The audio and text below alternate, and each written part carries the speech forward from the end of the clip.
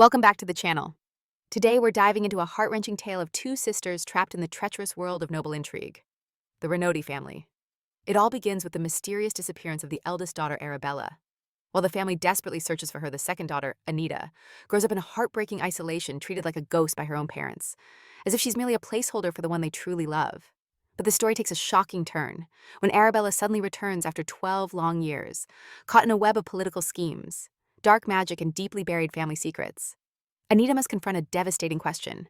Is she truly the Marquis's blood daughter? And why were her parents willing to sacrifice her to find Arabella? Join us as we uncover Anita's journey, a story of betrayal, resilience, and the fight for her own identity. Dear viewer, this story begins with the disappearance of the Marquis Renaudi's daughter. Meanwhile, the mother kept repeating Arabella's name, saying that everything Anita had now should belong to Arabella, and pointed out that the younger daughter always ate little. The woman asked her to take better care of herself, not her sister. The young man believed the girl possessed a divine power, but oh surprise, that wasn't the case, and now the boy wanted something from her. Anita interrupted him, pointing out that this was how they became friends. Then she asked him, didn't they grow up together sharing memories even if they didn't live in the same house? The girl reminded him of their pact. They could only keep one secret from each other and concluded that for now, they preferred not to tell each other anything, what tension the young man accepted but asked. Why such a sudden decision? She didn't reply, and thought that seeing Axian's eyes brought something back to her mind. When she was a girl, every summer, the Marquises would go to a villa by the sea. But Anita never left the capital. The Archduchess comforted her by saying that nothing was wrong. She promised the girl they would go to the sea together, and then added that the sea was the same color as Action's eyes. The protagonist looked at her beloved and thought her mother was right. His eyes really were the color of the sea. Then the maid Ela knocked on the door and asked for permission to enter. Action shouted that the lady had just woken up and was very hungry. Anita asked the boy what he wanted to tell her. The Marquis supported his wife, adding that the older daughter needed to gain weight. Then Bella apologized to her parents, but he replied that it didn't matter now. The main thing was for her to eat well and rest. The maid brought the lady a fragrant soup. Action took a spoon and encouraged her to eat. He declared that he imagined his beloved had many questions built up, and that he would answer everything in turn. The protagonist asked if he wouldn't answer all her questions until she finished eating. After a while, the protagonist started to think about the isolation. Although, of course, it was strange to think about that again. Why the hell had she come up with that? The girl decided to set those thoughts aside for now. Go back to the mansion and think it all over there calmly. She opened the drawer where the knife was, and thought maybe she had a divine power like Action. So it was worth a try. Healing cuts takes 2 days, even if Anita only manages to stop the bleeding. It's already a success. But the girl watched as the red puddle grew larger. The blood wasn't going to stop. It turns out that having come out of the lake and what happened at the ceremony was just a coincidence. The next morning, the Archduchess asked the maid if Mrs. Anita had woken up, promising to try harder. The father protested, saying she shouldn't have to apologize. It was his fault for leaving her hungry for so many years. She reported that she had woken up the night before. Then the Archduchess burst into Anita's chambers. Upon seeing her, she exclaimed in shock since the entire sleeve of the girl's dress was stained with blood, though she remained kind. Madame shouted indignantly, "Who dared to do this?" Anita explained that she did it herself to see if she had divine power. It turned out she had no talent for healing, but the Archduchess asked why she would expose herself to such danger.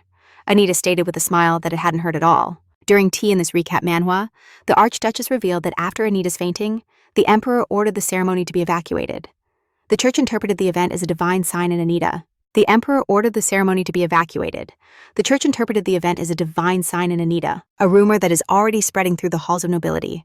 The Archduchess predicts that without a doubt, Anita will receive an avalanche of invitations in the near future. She sensed his fatigue, but proposed how about a break at her estate, a little rest before leaving. Then she asked if he really had to leave, confessing that she had always deeply valued Anita's opinion. Looking back, she admitted to often feeling like a mere spectator watching from the sidelines. In a stern tone, the man asked Anita if she agreed with that. The parents' gazes.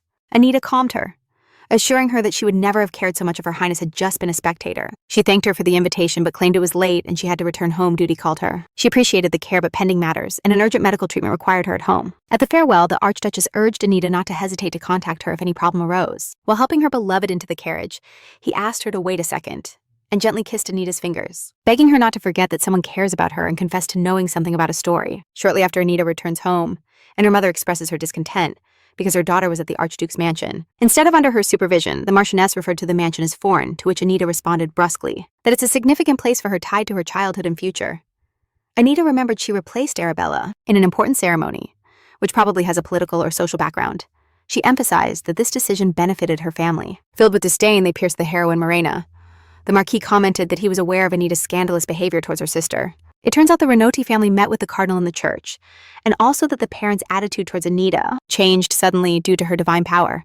Suddenly the tension in the family increased, and the dialogue turned into an argument. The mother accuses Anita of being irritable from tiredness, but she retreats to her quarters, refusing to continue the conversation. In her quarters, the heroine tried to invoke the spirit of the lake with a few drops of blood and succeeded. He greeted her, noting that invoking him twice a day was complicated. If it continued this way, they would see each other in a week. The girl apologized, and the spirit asked the reason for her invocation. Anita wanted to ask him about black magic. He responded, understanding everything instantly. It was what he imagined the spirit revealed, that the girl was unconscious because he destroyed the black magic around her. The heroine was amazed. How is it possible black magic and divine power are opposites? They do not coexist. The spirit explains that his divine power was blocked by black magic, and this had been happening since her birth. It turns out that the black magic not only isolated Anita, but also had to force her to go to a specific place at a certain age. He shouted how she could be so cruel to her sister. Where were her manners? The man didn't forget to scold his youngest daughter. The heroine sensed that probably everything was orchestrated to assassinate her. The lake spirit and Anita argue about the need to find who cast the curse and punish him. Anita expresses her firm decision not to let it go unpunished. The spirit asks if Anita plans to live isolated from the world, to which she responds evasively, that it's hard to know, especially now that there are no reasons for it. It was incomprehensible that the Marquis and Marchioness, they were willing to sacrifice their own child just to find Arabella. The main thing is to find out who used black magic against. Anita thought she would handle the black magic later, since her priority now is to save the Archduchess. Suddenly a maid knocked on the lady's door, bringing an invitation from the elder lady.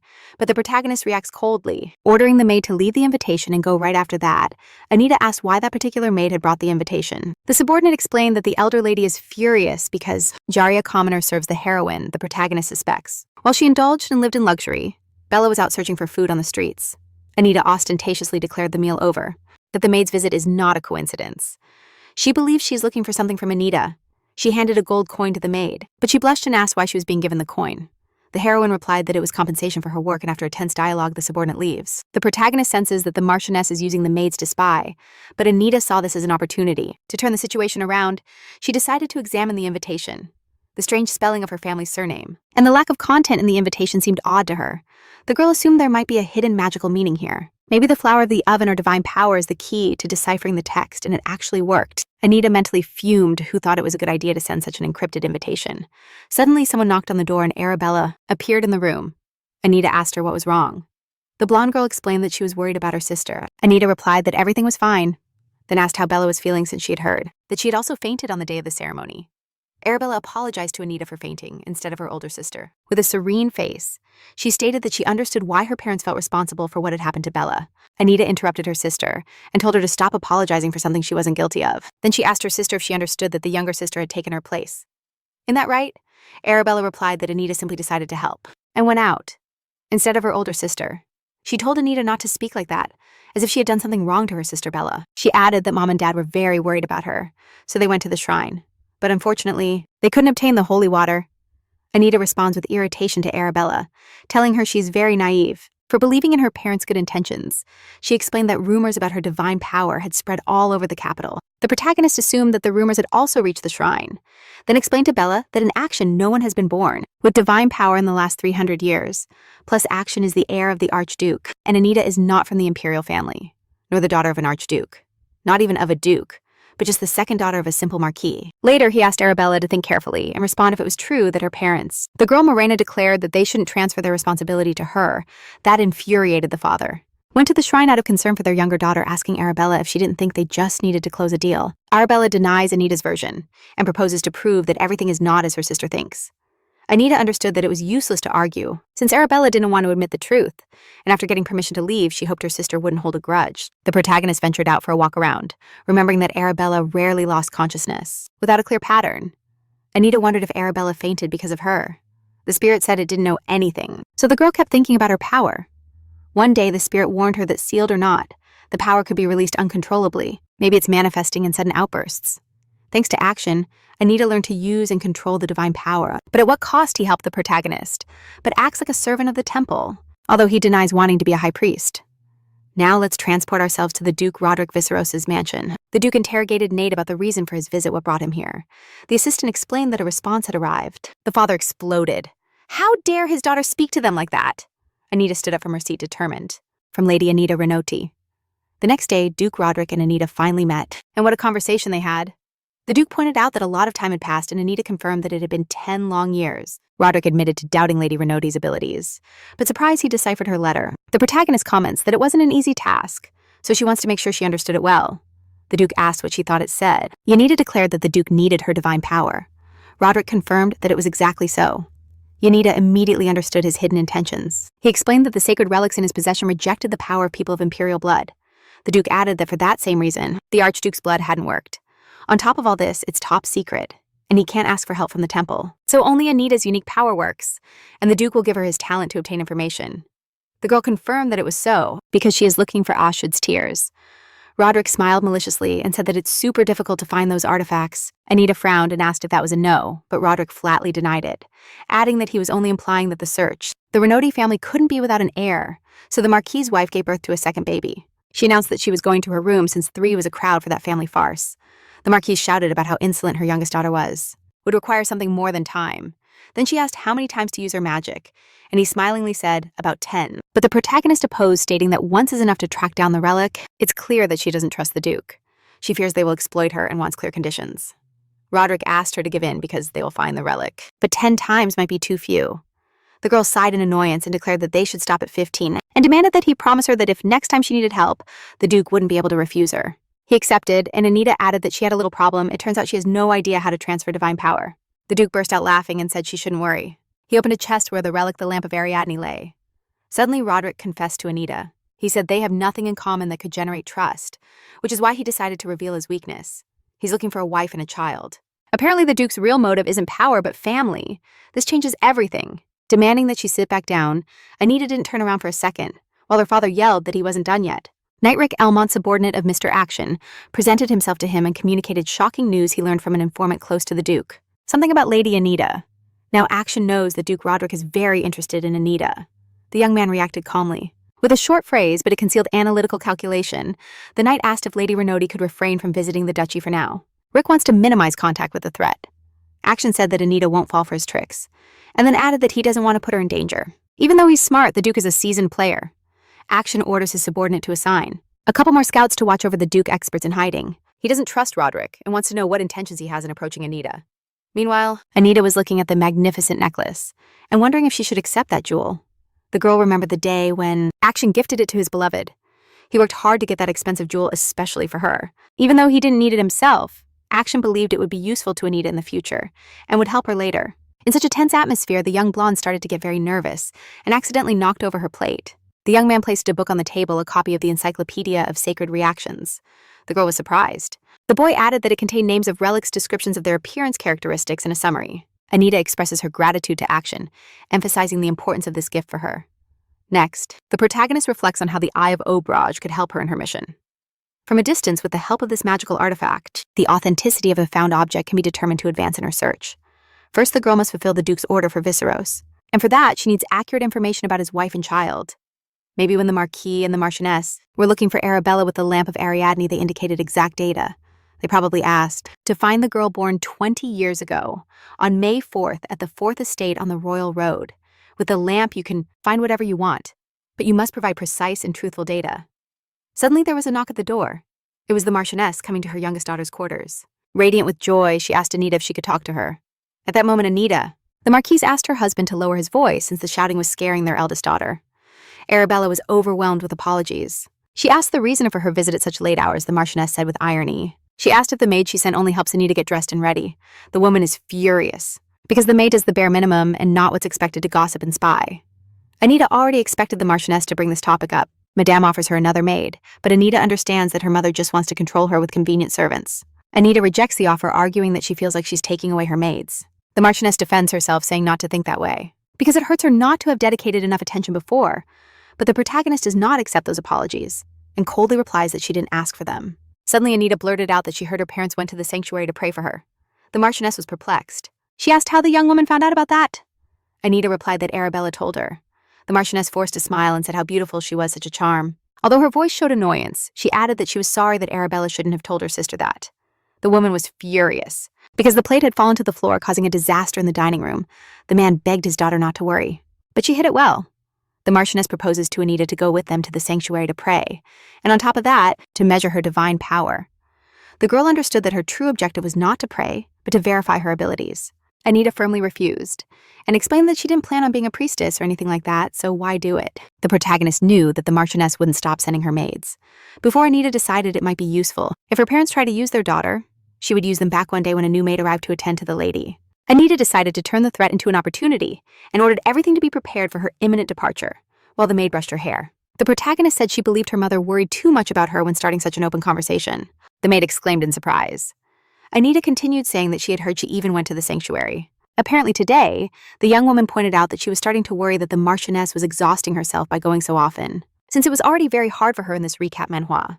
Then my lady added that she felt she had taken a maid away, but the maid hurried to reassure her mistress. He wasn't yelling at her, but at Anita, who had offended her older sister with her attitude.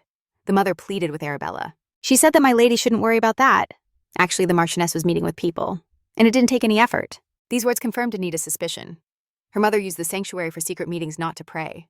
Anita asks abruptly, "Really?" and goes on the attack demanding details, asking who the Marchioness met with. The maid stammered that she didn't know, but the head maid was carrying a lot of documents. They say that that was the one the lady met at the sanctuary. Anita realizes that the Marchioness considers all her maids to be mere pawns, but they are also people with their own will and desires. So the protagonist used the maid to pry the truth out. And she's ready to act, while with a satisfied face, she asked the Marchioness if their chat was over. Meanwhile, the Emperor focused on caring for his plant got distracted when his assistant approached with a report. The assistant reported that a carriage arrived at the duchy recently, about an hour after the chat with the Duke. Anita Renoti left, and the Emperor asked irritably what the conversation was about. Not to give importance to the incident, since Anita had always had a wild character since she was little. While the blonde looked at the door with sadness and regret, but the assistant replied that he didn't know, so His Majesty just got furious. It frustrated him that when it came to the Duke, the assistant never knew anything. The Emperor assumed the Duke was, apparently, interested in his divine power to use the lamp of Ariadne. The assistant suggested assigning someone to Anita, but the Emperor refused, fearing to raise unnecessary suspicions. Instead, he ordered to find the Marquis Renoti's weak point. To get rid of him, the Emperor, after watering the plant, wondered how long it would take the Duke to get his way. Meanwhile, the butler Philip called Mrs. Anita in the hallway to give her an invitation from the Rakai family. The protagonist was surprised that it came so quickly and asked the butler to get the documents from the department, in charge of the affairs of the aristocrats. He replied that he would carry out her order without fail, but shortly after, he walked through the palace darker than ever. He had already suspected something when my lady asked him for the favor. But Philip didn't imagine it would reach such extremes, and hesitated to knock on the door of Mrs. Anita's chambers to deliver the documents. The Marquise asked her husband how he would punish Anita. The man's face darkened with rage as he ordered a maid to inform Miss Anita, but no one answered. Probably my lady had already left for the Raquel estate. Philip recalled how he had asked the lady, out of curiosity, why she had requested it so suddenly, but Anita replied that there was no specific reason. She was just interested in something. In front of the door, the butler thought that maybe the young lady already knew everything, but the lady, even as a child, never cried, although this news could make her cry. So Anita was about to try the drink that Action had prepared. The young woman noticed it was the first time she tried it, but she liked it a lot. A strong wind blew in through the window. The girl's hair flew everywhere, and it was annoying. Because of that, Action asked her if he could tie her hair. She nodded and asked if he needed a rubber band. He replied that he would use a handkerchief. The girl chuckled and added that she forgot the boy had very skillful hands. Then she said she needed to confess something to her beloved. The boy froze and tensed, and the girl confessed that she was under black magic. She explained that's why she always wanted to distance herself, but apparently it's not just that. The young man also longed to be happy. He replied brusquely that she could achieve it after all her influence among the Renoti, to report to his office in an hour. And you, dear friends, how do you think Anita reacted to her father's order? Is great now. Anita can get anything she wants. The girl didn't understand and asked what he meant. He added that his beloved should use him. Then he handed some papers to Anita, telling her that he wouldn't allow anyone to hurt her. Anita thoroughly reviewed those documents later. It turned out that they contained the content of the conversation between the Marquis and the Marchioness. In the sanctuary, the protagonist was busy studying the papers and looking for any information or clues, but she understood that the more time she spent searching for information, the less time she would have to act. Her work was interrupted by a knock at the door. It was the butler who approached the lady cautiously and informed her that he brought the documents the young lady had requested. Then he added, hoping this wouldn't hurt her too much. She responded briefly, ordering him to hand over the papers. Philip complied reluctantly. The girl skimmed through them quickly and with fury declared that she already knew those people are worse than trash. A grimace of confusion appeared on Philip's face. Anita dismissed the butler, telling him he had done an excellent job. She, completely calm, was choosing a book in the library. The young woman mentally calculated that her father had given her an hour and that he could leave. She then wondered if this was why the butler was so worried. From the documents, the protagonist discovered that the sanctuary would take her under its protection. It also explained that since Anita was still underage, her parents made all decisions for her, hence the urgency to resolve everything. Arabella's engagement ceremony wouldn't be officiated by just any priest. It would be the high priest himself. In exchange for ceding control of Anita to the sanctuary, her parents would regain all their donations. And the last condition: if Anita is under the church's protection, her parents would not strip her of her surname. This left her thinking, could it be that the Marquis and the Marchioness are really her parents? Let's backtrack a bit in the history of the Renoti. After Arabella's disappearance, the Marchioness lived 3 years in the countryside. Besides, Anita was born premature, and there was no time to call the midwife. She was assisted by a maid named Sabina, the protagonist already suspected, being the illegitimate child of the Marquis since they didn't resemble each other at all. Not only did she think so, and that was Anita, but the little girl's parents felt that loving her could offend the firstborn. But it was obvious he would be spoiling his beloved daughter. Anita realized she had plenty of time to read about the founder of the empire. Rumors about her origins spread as soon as she entered high society.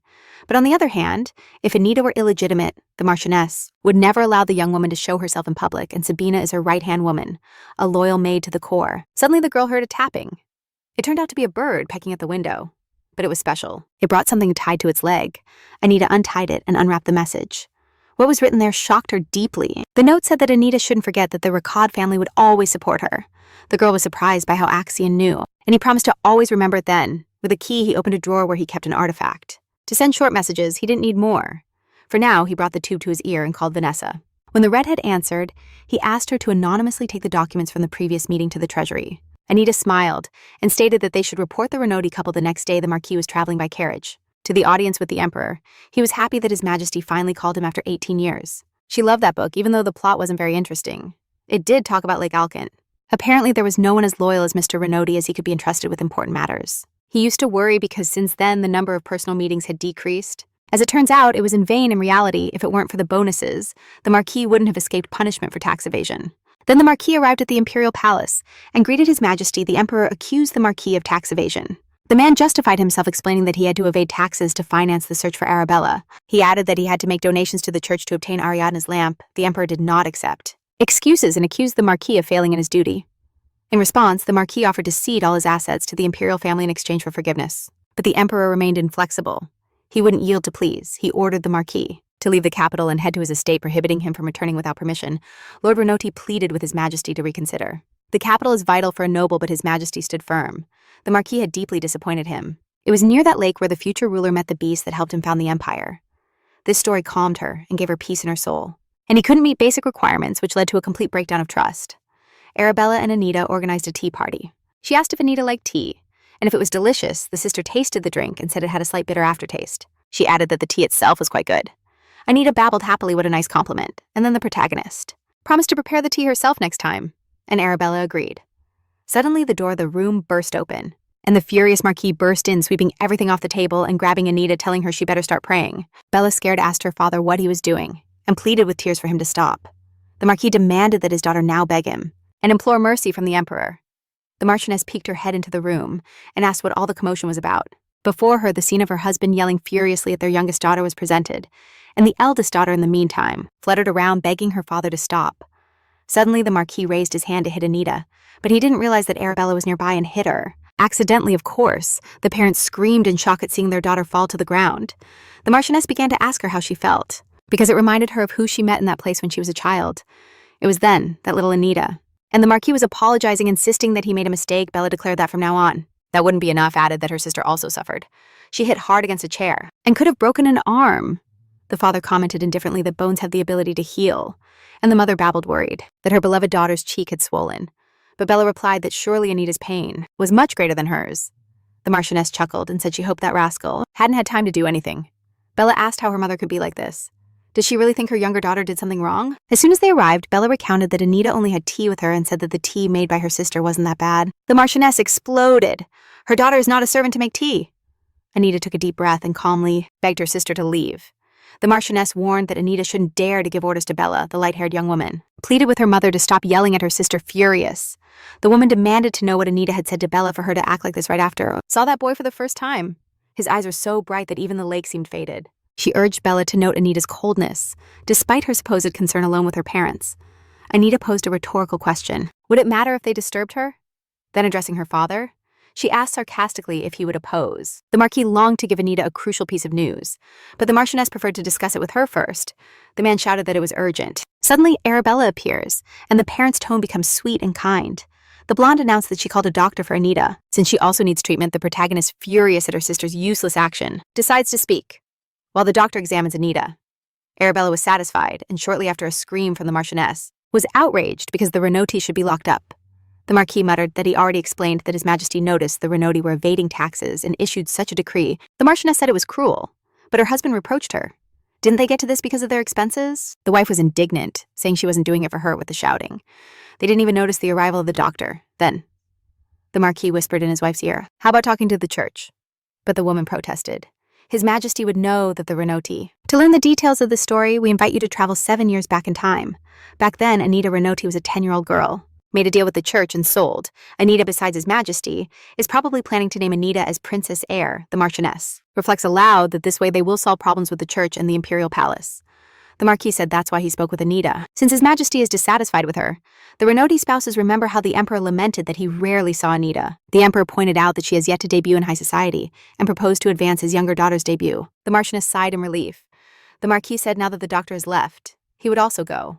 And Anita was rude to her mother. The Marquis said he would take the opportunity to teach the insolent a lesson. His wife responded that she trusts him. The Marquis said that before raising an important issue in this recap manhwa, he would point out that he heard his daughter was rude to her mother. Mentally, Anita accuses her father of aggression. From the beginning, she has been acting aggressively. Did the Marquis want to scare her? It's hard for her to lower her head and ask for something. Anita thinks about it. The Marquis sternly tells her that there's a reason for her to dress and eat. Opulently, the protagonist interrupts her father, adding more calmly that everything is perfectly fine. The Marquis is bewildered. Rachel Sobey, a redhead daughter of Counts, asked if she didn't get bored spending time like that with the Marquis's heiress. He asks his daughter what she's talking about, what all this means. With a smirk, the young woman responds, "If they don't want to spend more on me, I'll just leave." Anita explains very seriously that the money at their disposal is recorded in the accounting books of the Marquisate, and she adds that if the Marquis and Marquise are bothered by anything, they are free to file a formal complaint. The Marquis, furious, slams the table. "What nonsense are you talking about? Anita was just correcting your attitude." The young lady gets straight to the point. "What does the Marquis come to my room for? Tell me the real reason." Finally, the Marquis reveals the problem. His daughter must request an audience with His Majesty. The Emperor was furious upon learning of the family's tax evasion. This means they will lose all the profits they earn from their territories.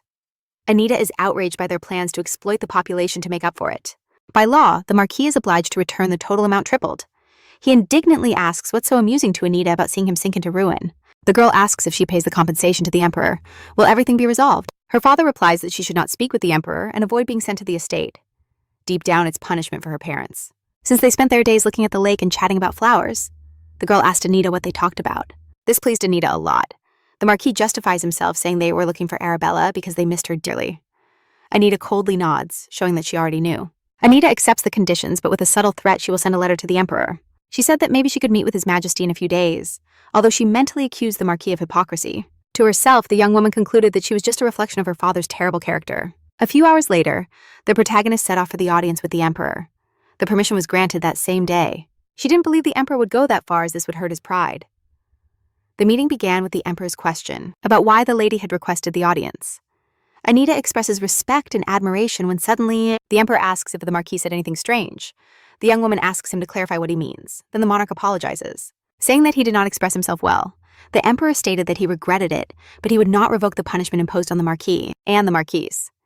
Then Anita decides to get to the point and hands a folder to His Majesty. The girl explained that in that folder, at that moment, the heroine wondered if Rachel had noticed that she wasn't participating in the conversation. Was the real reason she requested the audience. The Emperor was astonished at what it was about. Anita explains that her parents planned to hand her over to the temple in this recap manhwa. Her Majesty shot an absolute look of shock.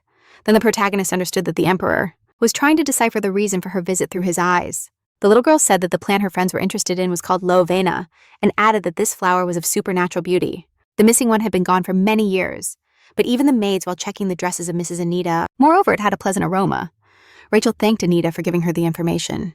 The heroine was smiling falsely. She was thinking about when the stupid meeting would end. The park by Lake Alkend was popular among the nobility, especially for the young aristocrats' tea parties. The protagonist had been invited to one of those gatherings, although she had another reason to be there. It turns out that a voice convinced her to attend, as Rachel Sobey couldn't stop looking at the Marquis's daughter, wishing for her friendship. But Anita knew perfectly well that the red-haired girl was not looking for her friendship, but rather to get close to her family. That little particle of light was a low-level spirit visible only to Anita's eyes. She never told anyone about it. However, when she got close to the lake, she could clearly hear the voice of that spirit, which is why she came so often. But if her parents knew about her gift, they would force her to look for her sister. The flow of her thoughts was interrupted by the spirit's voice, announcing that someone was drowning in the lake. The protagonist was genuinely scared and asked, mentally, if there was anyone older who could help. The voice replied that there was no one suitable, and they couldn't delay. Mentioned Miss Arabella, to whom this color would look great. There was only one person who noticed Anita. The poor man was already unconscious.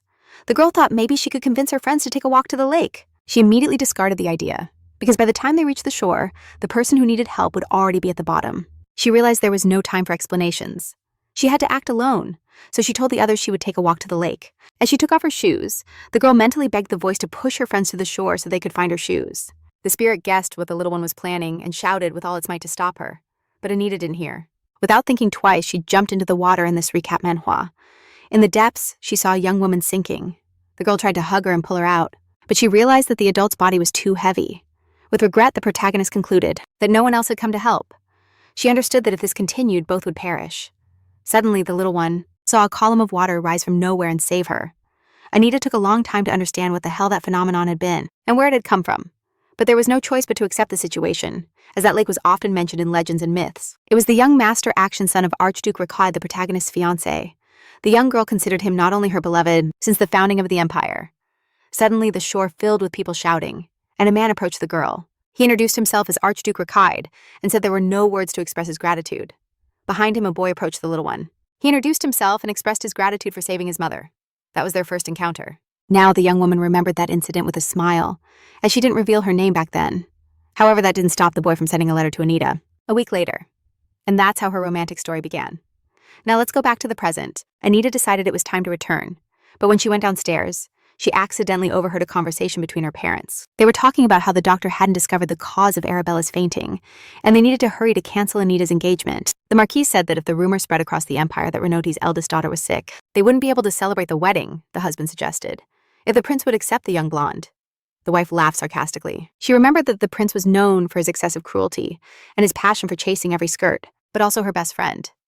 Since Anita's parents were busy mourning their missing daughter, the woman asked where the guarantee was that they wouldn't end up like the imperial family concluded that the prince wasn't worthy of Bella. For even after marriage, she deserved to receive the love she hadn't had for so long. Surely neither the protagonist nor the viewers. Anyone doubted that the Marquise would say that about her beloved daughter. The Marquis told his wife that he had devised a plan for Anita to get closer to the Empress. The woman exclaimed that it was brilliant, since it would be super easy to break the engagement if Anita became a contender for the prince's heart. In a second, everything the heroine did for her family lost value to her. She wondered if her parents considered her obligated to the family just for having the same last name. Did they think they could control her life, manage her destiny, and she would still be just as loyal? Her certainty and family loyalty brought a smile to her face, for no one considered her a complete renunciation claiming differences. Anita witnessed rumors and gossip about her birth on more than one occasion. For example, she recently overheard a conversation among maids. One claimed that something strange was happening with the young lady. Her argument was that Miss Arabella resembled her parents, but Miss Anita was different. They didn't care about her affairs, and she happily accepted when the young man proposed that she be part of not only his heart. Like a weirdo, upon hearing that the shameless gossip called her a commoner, the protagonist truly lost her temper and stepped out of her hiding place.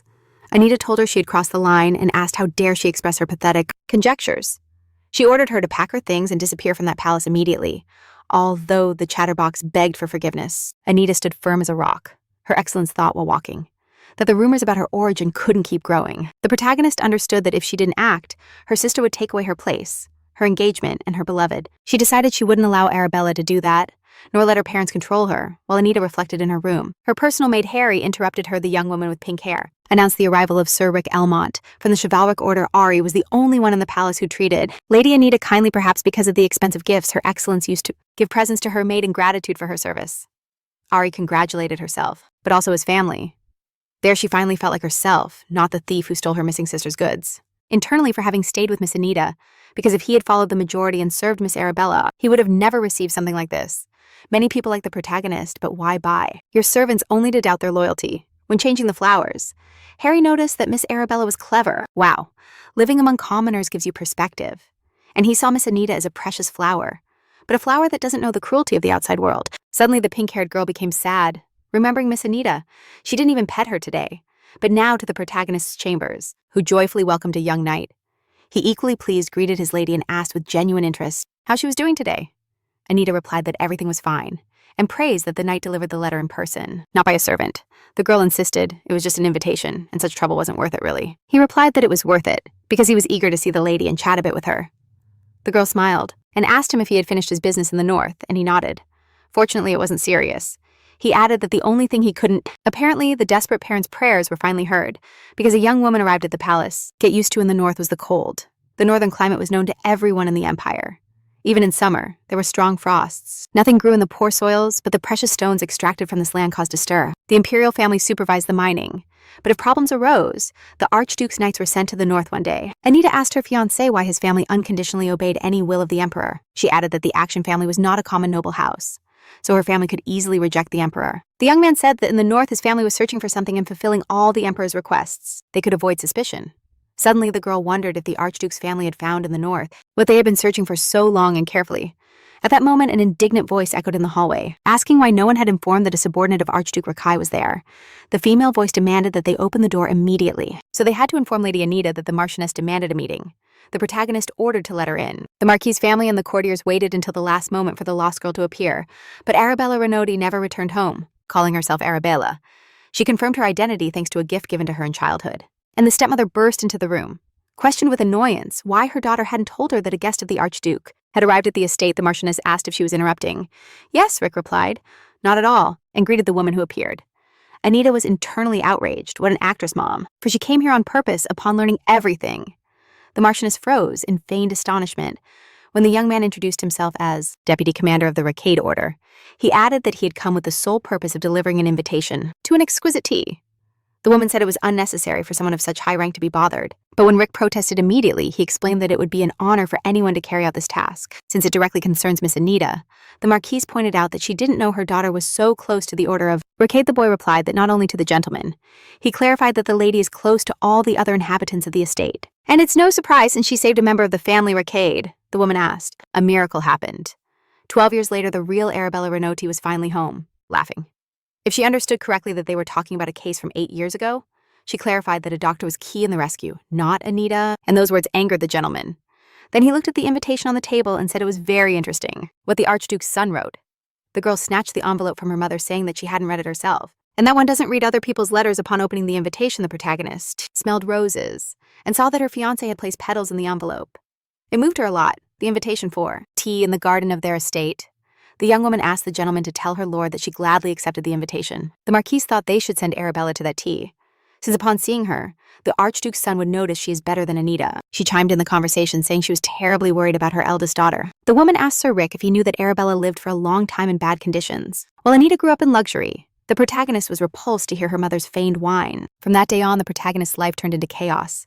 The servants chose tapestries, so she decided to play along. The dark-haired girl suggested taking Arabella with them, but she doubted her sister would like the idea. The Marquise exclaimed that her daughter would be happy.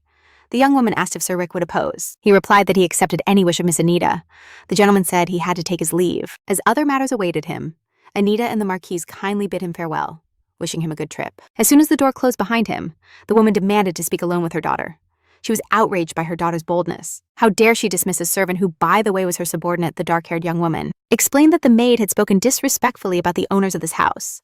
The girl pointed out she did it for her mother, since she doesn't like vile people. Then the woman calmed her fury and said that for this time, she would forgive her, especially because they now had more important matters. She explained that in 10 days, Arabella would have an audience with the Empress, and Anita had to accompany her, the Marquise. Explained that her eldest daughter had never attended events like this and would feel lonely and scared. But the protagonist wasn't stupid and knew that Arabella carpets and fabrics for the new lady.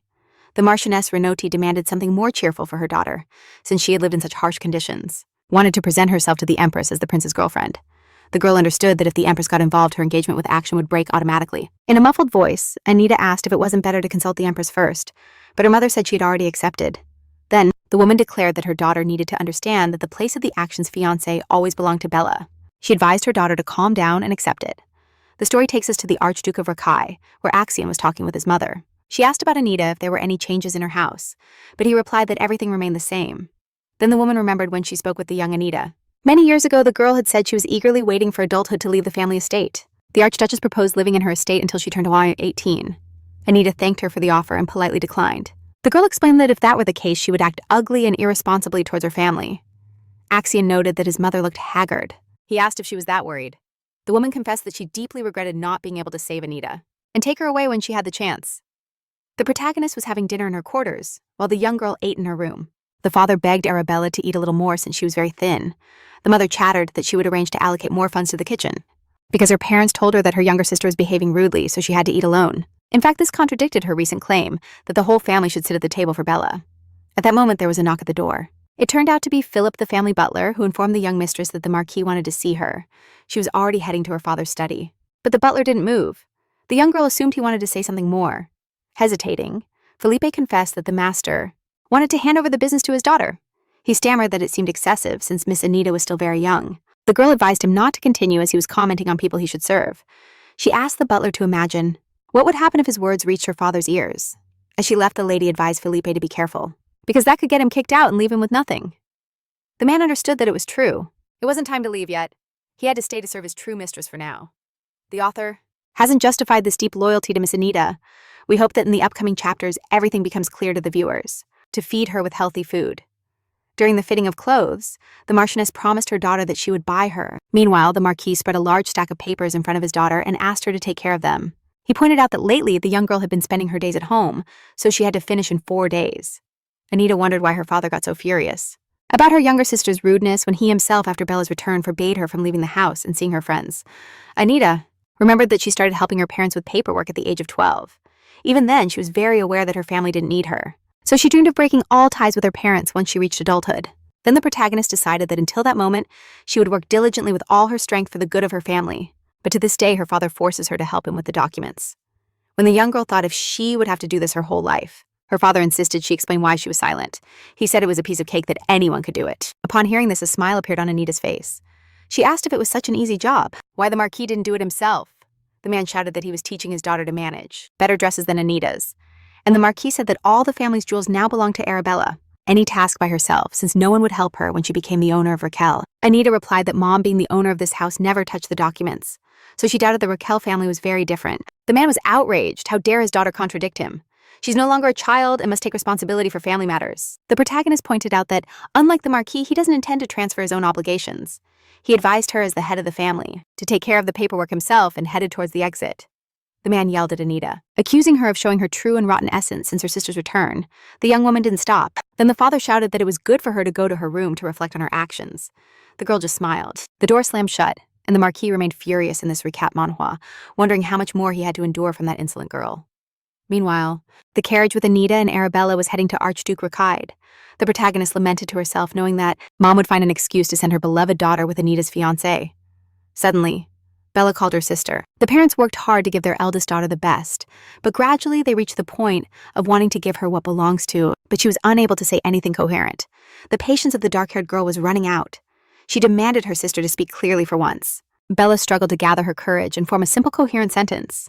Anita thought about how much longer she would keep stuttering finally. The blonde confessed that she didn't want the same as her mother, but the happiness of action in her fiancé, she added that she could never betray her own blood sister.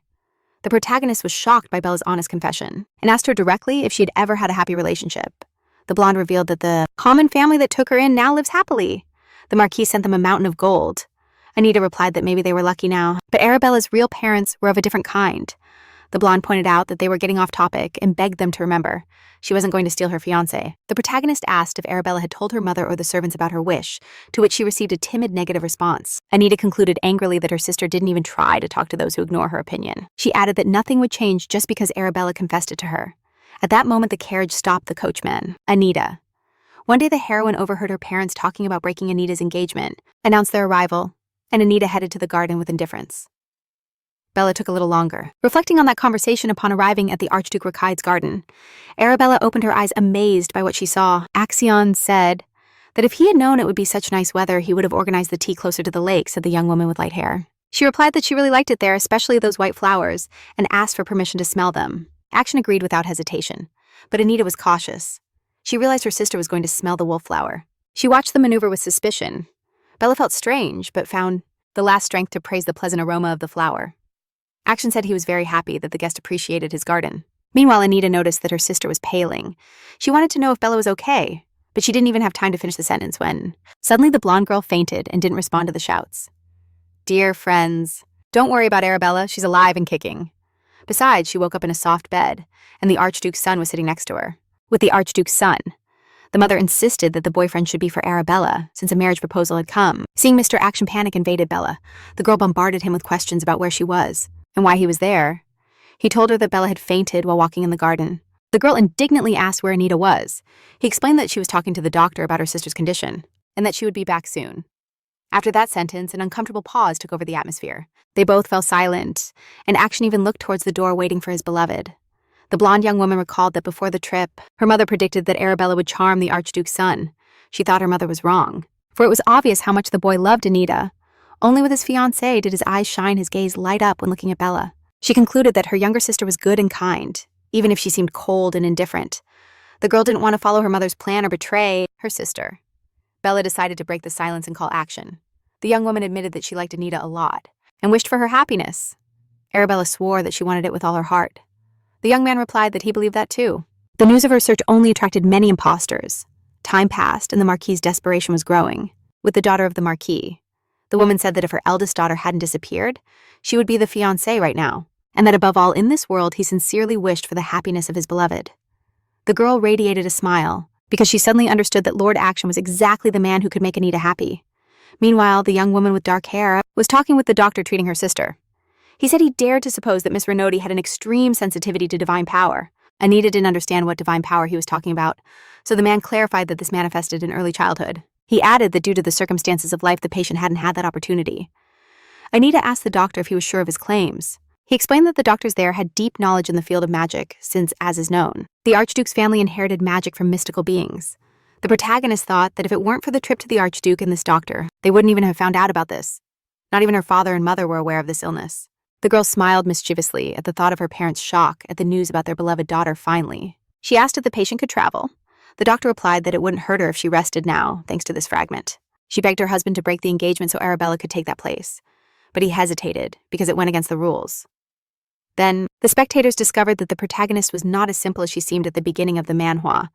Anita headed back to the room where her sister was. To let her know they could go home, however, as she approached the ajar door, she saw Action and Arabella chatting amicably. In that moment, she regretted realizing that those young people fit perfectly together. It immediately came to her mind that even without Arabella, the breakup of the engagement was inevitable. And as a child, Anita had promised herself that when she came of age, she would leave home and break all family ties. For this reason, the engagement with Action was not meant to become something deeper, but her parents interfered and wanted to take away the only one who was on her side. Because of this, the girl was furious and did not intend to give them an inch. She mentally pleaded with her beloved, asking him if he would stay by her side as a friend if the engagement broke. Of course, she longed to believe that their relationship would remain intact, but a shadow of doubt invaded her. What would she have left if her fiancé rejected her? Let's fast forward a few hours. Upon Anita and Arabella's return home, the Marquise immediately put her beloved daughter to bed, while the Marquis interrogated Anita about her whereabouts during the incident with her sister. The protagonist asked what she should have done. She wasn't a doctor. How was she supposed to prevent the fainting? Hearing this, the mother was astonished at such insolence, and the father was outraged by Anita's cruelty towards her sister. His wife raised her voice, arguing that it was the parents' duty to secure the best future for their children. He reminded her that Bella was an unfortunate creature, and unlike her younger sister, she had grown up under terrible conditions. It's funny that they call the life of commoners terrible conditions, as if Bella wandered the streets looking for shelter and food. She had a roof and food, though not abundant, at least a hot soup. Let's stop digressing and move on to the conversation between Anita and her parents. The father confessed that he suspected his younger daughter was greedy and envious, but he never imagined it would come to this. She replied that apparently she had inherited it from her father, the same one who kicked Bella's family out of the palace. Not long ago, the young woman clarified that he didn't want to pay them a single cent, even though her sister believes that the father generously rewarded those who took her in. She insisted that they shouldn't blame her for that incident, as she knows that Mom sent Bella to the Archduke on purpose. But she never imagined it would come to this. She replied that apparently she had inherited it from her father, the same one who kicked the family that raised Bella out of the palace. Not long ago, the young woman clarified that he didn't want to pay them a single penny, even though her sister believes their father did. She insisted that they shouldn't blame her for that incident, as she knows that Mom sent Bella to the Archduke on purpose. The Marquis couldn't hold back his wife's pleas and slapped his daughter right in the face. The mother yelled at the father that he shouldn't touch her. Then she broke down in tears, saying how furious and disappointed she was, because her eldest daughter, before going to the imperial palace, he was supposed to hit her. Then Anita stated that in reality, she wasn't expecting anything different. However, after that, she didn't want to share anything about the document she read. While fulfilling her father's request, let's move to the protagonist's chambers, where her maid Harry examines her face. The pink-haired girl noticed that swelling would soon appear, and tomorrow there could be a bruise from the hit. She came up with the idea to steal a piece from the kitchen and applying it to the lady's face. But the protagonist objected and told her not to worry, because tomorrow they would bring all the medicines anyway. Then Harry said she was very worried about Miss Arabella and wanted to know why she had fainted today. After these words, Anita remembered how she asked Axion if he had done something to the flower. The young man confessed that he wanted to find out something, so he put a drop of divine power. But he didn't expect this to happen. Then Axion asked his beloved if she was disappointed in him now, while the spectators guessed what Anita replied. Let's propose to move a couple of hours ahead. Where the heroine lay in her bed, she thought about how Axion would react. Would he say something or just smile? Didn't have what was rightfully hers. To calm his wife, Mr. Renoti said he completely agreed with her. If she said she was disappointed once the maid searched the entire mansion, right looking for the little lady, but there was no result, they couldn't imagine that. Anita was hiding among flowers and bushes. The girl wondered what was happening to her, since everyone was kind and friendly to her. Anita knew that it was better there than at home. But maybe she didn't deserve normal treatment. Her parents sent her to improve relations between the Rakide and Renoti houses. That's why the little girl understood that she shouldn't behave this way, but suddenly felt a pain in her heart. Her lungs tightened and she couldn't breathe among the girls crying. A boy's voice was heard asking if Anita was there. The boy confessed he had been looking for her for a long time. She replied that it was impossible since she secretly hated him. The protagonist reminded him that, after the day she saved the Archduchess, they never spoke or crossed paths again. She added that she was used to hatred and indifference. That's why she didn't react, because almost no one liked Axion. He smiled and said he couldn't feel hatred towards the girl. He invited her to go with him. An unexpected invitation. That's how the girl discovered the tenderness of a foreign touch for the first time, and that he would do everything possible. He added that Arabella deserved it, and Anita should stay to help with family matters. She was so absorbed in her emotions that she didn't notice the desperation in the boy's eyes a few days later. Total chaos. Axion fell ill and a great uproar ensued. She, a maid of the Rakad house, burst into the young master's room and offered to take care of him. She begged the lady to rest, assuring her that everything was under control. Besides, this event happened every summer. There was nothing to be done. She had to get used to it. Then the Archduchess asked if Anita the maid had fallen asleep. She replied, yes. She added that while preparing her for sleep, they discovered wounds, scratches, and bruises on the little girl. They seemed to have been there for a long time, so the maid didn't know what to do. The lady ordered her to put holy water on the wounds, to prevent scars, and go to the sanctuary in the morning. She noted that before she used to get angry with the girl, when she was rejecting help. But now the reason is clear. What's not understood is how it appeared. My lady assumed it was due to the relic that the Renoti family recently took from the imperial treasure. The clan lamp determines family membership and blood ties, but no one thought to check its authenticity. Probably. So he wouldn't let her go. And now, dear viewer, let's move on to the protagonist's meeting with her beloved Axion, who asked her why she was so thoughtful and quiet. The wounds and bruises appeared on Anita's body when a girl calling herself Arabella appeared at the Renoti house. Suddenly, another servant entered the room and said that the Archduke was calling the lady to his office in this recap Manhwa. In the hallway, he saw Anita and asked what she was doing there. The girl replied that the doctor had run in that direction and she had followed him. She apologized if her appearance had disturbed the Archduchess, who replied that it was fine after all. The little one was worried about her friend. The woman clarified that Axion hadn't suffered anything terrible, just sometimes he had those ailments. She asked the little girl to keep it a secret since the Archduke's heir had many enemies wanting to harm him. The girl promised she would keep her mouth shut. The Archduchess decided to ask casually if she really had bruises and wounds on her body. Anita replied, they were small, that's why she hadn't thought it necessary to mention it. From the response, the noblewoman understood that the girl was hiding it even from her loved ones, and asked her to tell if something hurt. She allowed her to go to her estate and even stay to live. But Anita refused again, claiming it was not right, since they already saw so little of each other. Surely the viewers understand her mood. But the girl apologized. She explained that the children of landowners began working at 10 years old, and she was that age, so she wanted to help her father. The Archduchess asked in surprise if her father had told her that, and Anita nodded confidently. She asserted that the Marquis was completely right. Then the woman commented that now she understood everything. The lady asked the girl if she could take care of Axion for a moment, while she stepped out for some business after receiving her consent. The Archduchess gently stroked the little girl's head and commented on how adorable she was. That word surprised the girl immensely, since it had never been said to her before next to Axion's bed. Anita had the idea to touch the boy's hand, however. In the garden, it was warmer than now on the girl's head. The Archduchess's voice still echoed, telling her how adorable she was. Anita realized she felt calmer and more serene. Here than at home during all this time, Axion groaned. It was evident that nightmares tormented him. Then the girl thought it would be better if those dreams tormented her since she was already used to them, Anita, and explained that lately she had been busy. Just after her speech, someone knocked on the door, and the boy asked if Anita was expecting guests. Was sure she could deal with them faster and easier than Axion upon waking. Axion discovered Anita sleeping beside his bed. He got up, carefully placed her in her place, and noticed she was whimpering softly. The boy assumed she was having nightmares. so he decided to take them away and placed his hand on her head. He sincerely wished that Anita would just have sweet dreams. For a moment, the girl slept peacefully and silently. And Action wondered if she remembered the day they met. Then he took her hand and thought about how often he remembered that day. The boy admitted he was very happy she made it out alive from that lake, and now... Dear viewer, let's dive into the story and discover that the first emperor founded 2 archduchies. These domains received magic from a mystical being, and the emperor's brother became the owner of one of them. The second domain was destined for the Raquel lineage. The story of the Archduke began with the son of the first monarch, but the reality was much less harmonious and fluid than what the legends and myths told. It was believed that the mystical creature had a good relationship with the imperial family. The girl responded scared that Axia knew perfectly well she hadn't invited anyone. The knocks didn't stop, but it turned out it had cursed them. Lake Alkent became a nightmare place. No one could escape those waters alive. The emperor stationed guards there, saving many lives, and in the process, the monarch's reputation from collapse. Although there were always experts who mocked the security and submerged themselves in the lake, only to never resurface. But Anita managed to escape and meet Action. She had no idea how lucky she was to have escaped alive from the cursed lake, the truth of which was only known to the imperial family.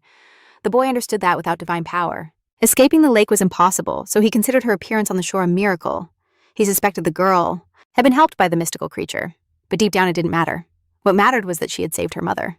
That's why Action treated Anita like a savior, but one day he realized he couldn't stop looking at her. In the time this story takes place, the gift of healing was the only vestige of divine power. Axiom was the only one born with that ability. His majesty awaited the moment when the boy would show weakness, and the sanctuary was constantly watching him. Besides, one day a little girl entered Arabella's room looking for her mother. On the contrary, they became more insistent and loud, so the protagonist decided to open the door and find out what was happening. The boy was troubled by feeling uncomfortable with the service on his own estate, even though they were very kind. He felt like a strange substance hard to classify into a specific group. Even in society, he felt out of place, and Anita was the same. She also felt lonely. When Action looked at her, everything inside her shrank. She thought that if they both had the divine power, they would understand each other better. The day the screams of the maids echoed throughout the estate. The boy feared he had lost Anita forever, but when he found her, he understood everything. Before, the boy wanted a girl like him, but now it didn't matter if she had powers or not. Deep down, he was even glad she didn't have them, as it avoided what happened to him. Action lay down next to her and silently promised he would never do anything to make her sad, especially since he still hadn't asked her why she ate so little, or why none of the servants accompanied the young lady when she went out. But what worried the boy the most was whether Anita was happy. Let's go back to the present, where Harry was diligently applying ointment to Mrs. Anita's swollen cheek. He noticed that the medicines had arrived very quickly. Maybe the Marquis actually felt guilty. The maid added that his lordship was very worried about his daughter. What she saw shocked her. In front of her were Arabella and her mother, who asked her to introduce her older sister. He ordered that the heroine not go out. She understood that her father didn't want her to be seen with the bruise. Harry mumbled that she would heal soon. Ari told that they brought holy water for the lady, just when she was rummaging in the closet. Miss Anita took a coin from there and gave it to the maid, but she refused to accept it. Then the protagonist sensed that it wasn't enough and instantly filled Harry's hand with a handful of coins. The girl with pink hair was very happy and said that she would bring the most delicious breakfast for the lady right away. Alone, the protagonist felt a strange sensation, as if she couldn't remember an important dream. She had a deep sadness in her soul. By the way, someone noticed how quickly the protagonist's hair had grown. Meanwhile, Action was also by the window, remembering a sunny day when he had a picnic with Anita. Back then, the kids agreed to have only one secret and share everything else. However, it turned out that he was the only one who knew that secret. The thing is, Anita didn't have divine power, but she could talk to spirits. The young man wondered if that meant Arabella also possessed that ability. Suddenly, there was a knock, and Action allowed them to enter, to the Archduke's son. She added that Arabella was related to his fiancé, so Axion would surely be interested in meeting her. 2 boys appeared. One was Sir Rick. The young master asked if they had managed to find out anything important. The boy in the gray suits replied that he had investigated and would start his report with Arabella Renotti at this moment. Many spectators must be worried about Arabella. She hasn't done anything wrong, the boy said.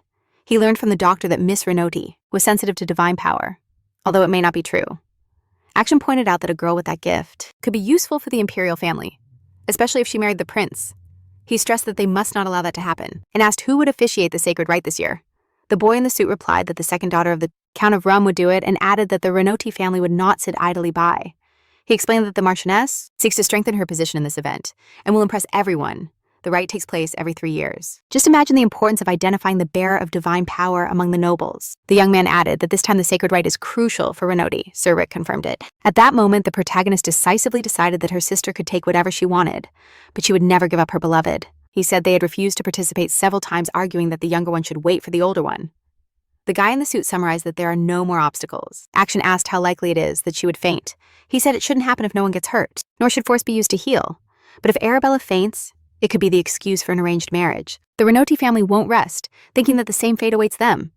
Axion thought that Anita isn't the type to trust just anyone. Something in the plot reminded him that she never called Arabella's sister. They weren't close. The young master wondered if Anita cared about her sister. The guy in the gray suit grew anxious about the master's silence and asked what he was thinking. Finally, Action broke the silence. He declared that he also wanted to participate in the sacred rite. The protagonist was already upset because, isolated from the world, her father overwhelmed her with work. She was just hoping the Marquis wouldn't discover the lack of the tax evasion document. She truly believed the document was lost among other papers. Anita noticed something strange. A year ago, the funds for the sanctuary didn't match. Large sums of money were disappearing without a trace. With those thoughts, the girl set out to meet the Marquis, but with her usual tact. Axion asked who had arrived and why Anita was taking so long. The girl promised she would be back soon, leaving furiously. She indicated to her daughter not to get involved where she wasn't called. It was then that the protagonist realized this wasn't a simple mistake. Later, she would discover that they were keeping double accounts. What a scandal. The Marquis handled the affairs personally. At first, Anita didn't even see the documents. But over time, this responsibility fell back on the young woman. It turned out that the huge sums of money the Marquis donated to the sanctuary were related to Ariadne's lamp. This relic can find anyone. That's how the parents located Arabella. The young woman knew that the tax inspection would be in 4 months, and the imperial family wouldn't overlook it. Then the Marquis's financial manipulations would be exposed. However, the protagonist didn't want to participate at all in resolving this matter. The most important thing for the girl was that the fine for tax evasion couldn't be paid. Giving up territories the inhabitants of the Marquis's lands are safe. The fine is only paid with private property assets. Moreover, due to the precarious financial situation in this recap manhwa in a few years, the parents would have to lay off the staff. In the protagonist's place, no one would be happy. Her crazy parents could give something valuable for that fine. A few days later, it was time for the meeting with the Empress. Into the hallway and slammed the door of the room where her beloved was. The Marchioness asked her younger daughter what was going on. When Bella got ready, she wanted to show herself to her parents. Of course, they filled her with compliments about her appearance at that moment. The Marquis decided to remind her that during the visit, she should remember her manners and decorum. As Bella walked down the stairs, she saw Anita ready to leave and cheerfully exclaimed, starting to praise her sister's appearance to the Marquis. Obviously, he didn't like it. Anita thought her parents should have ordered the servants to fix her up like that. It was obvious they wanted the younger daughter to stand out. The Marchioness suggested more blush and a brighter tone, but Bella replied that she was fine as she was. It was obvious they wanted the youngest daughter to stand out. The Marquis suggested more blush and a livelier tone, but Bella replied that it was fine as it was. Anita simply had a pale and pure face. Instantly, Harry rushed to the dark-haired lady, offering to touch up her makeup, but she refused. As she was leaving, Anita looked at her mother reproachfully, hurrying Bella toward the door. Suddenly, their father appeared and asked his daughters to stop, because he urgently needed to talk to Anita. The protagonist sarcastically told herself, "Did something happen?" The dark-haired girl pointed out that she had nothing to discuss with the Marquis. She declared seriously that she didn't want to introduce her fiancé to her sister. The woman was astonished and indignant, unless he was asking about her cheek.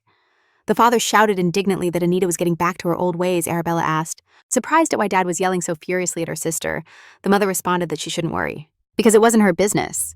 The Marchioness insisted on talking somewhere else so as not to scare Bella, but Anita repeated that she had nothing to discuss with her father, especially not alone. The servants whispered about Miss Anita's attitude. One suggested that the lady wanted to make her sister nervous.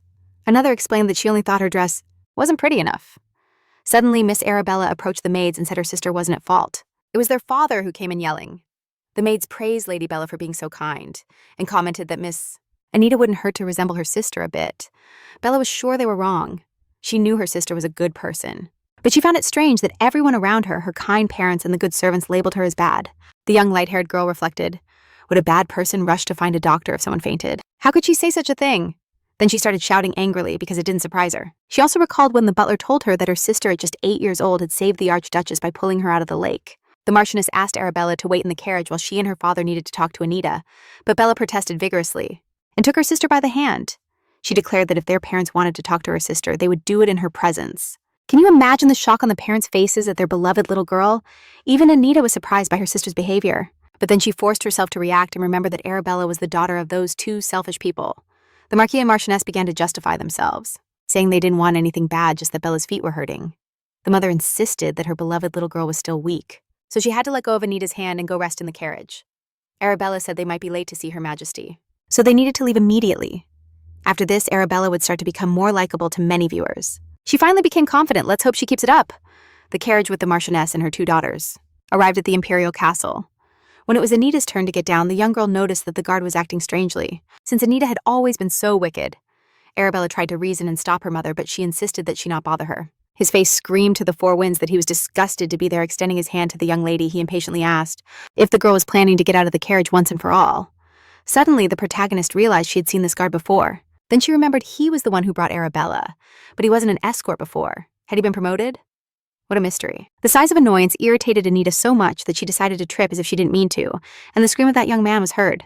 He was outraged, saying that if the young lady couldn't come down alone, at least she should hold his hand. The young mistress asked if he knew anything about chivalry. The boy shot back, asking what that mattered. The protagonist replied that evidently not, but she never thought that the Renoti family had a useless knight who ignored the basic rules. He countered by saying the same could be said about Miss Anita. She asked them to clarify what they meant.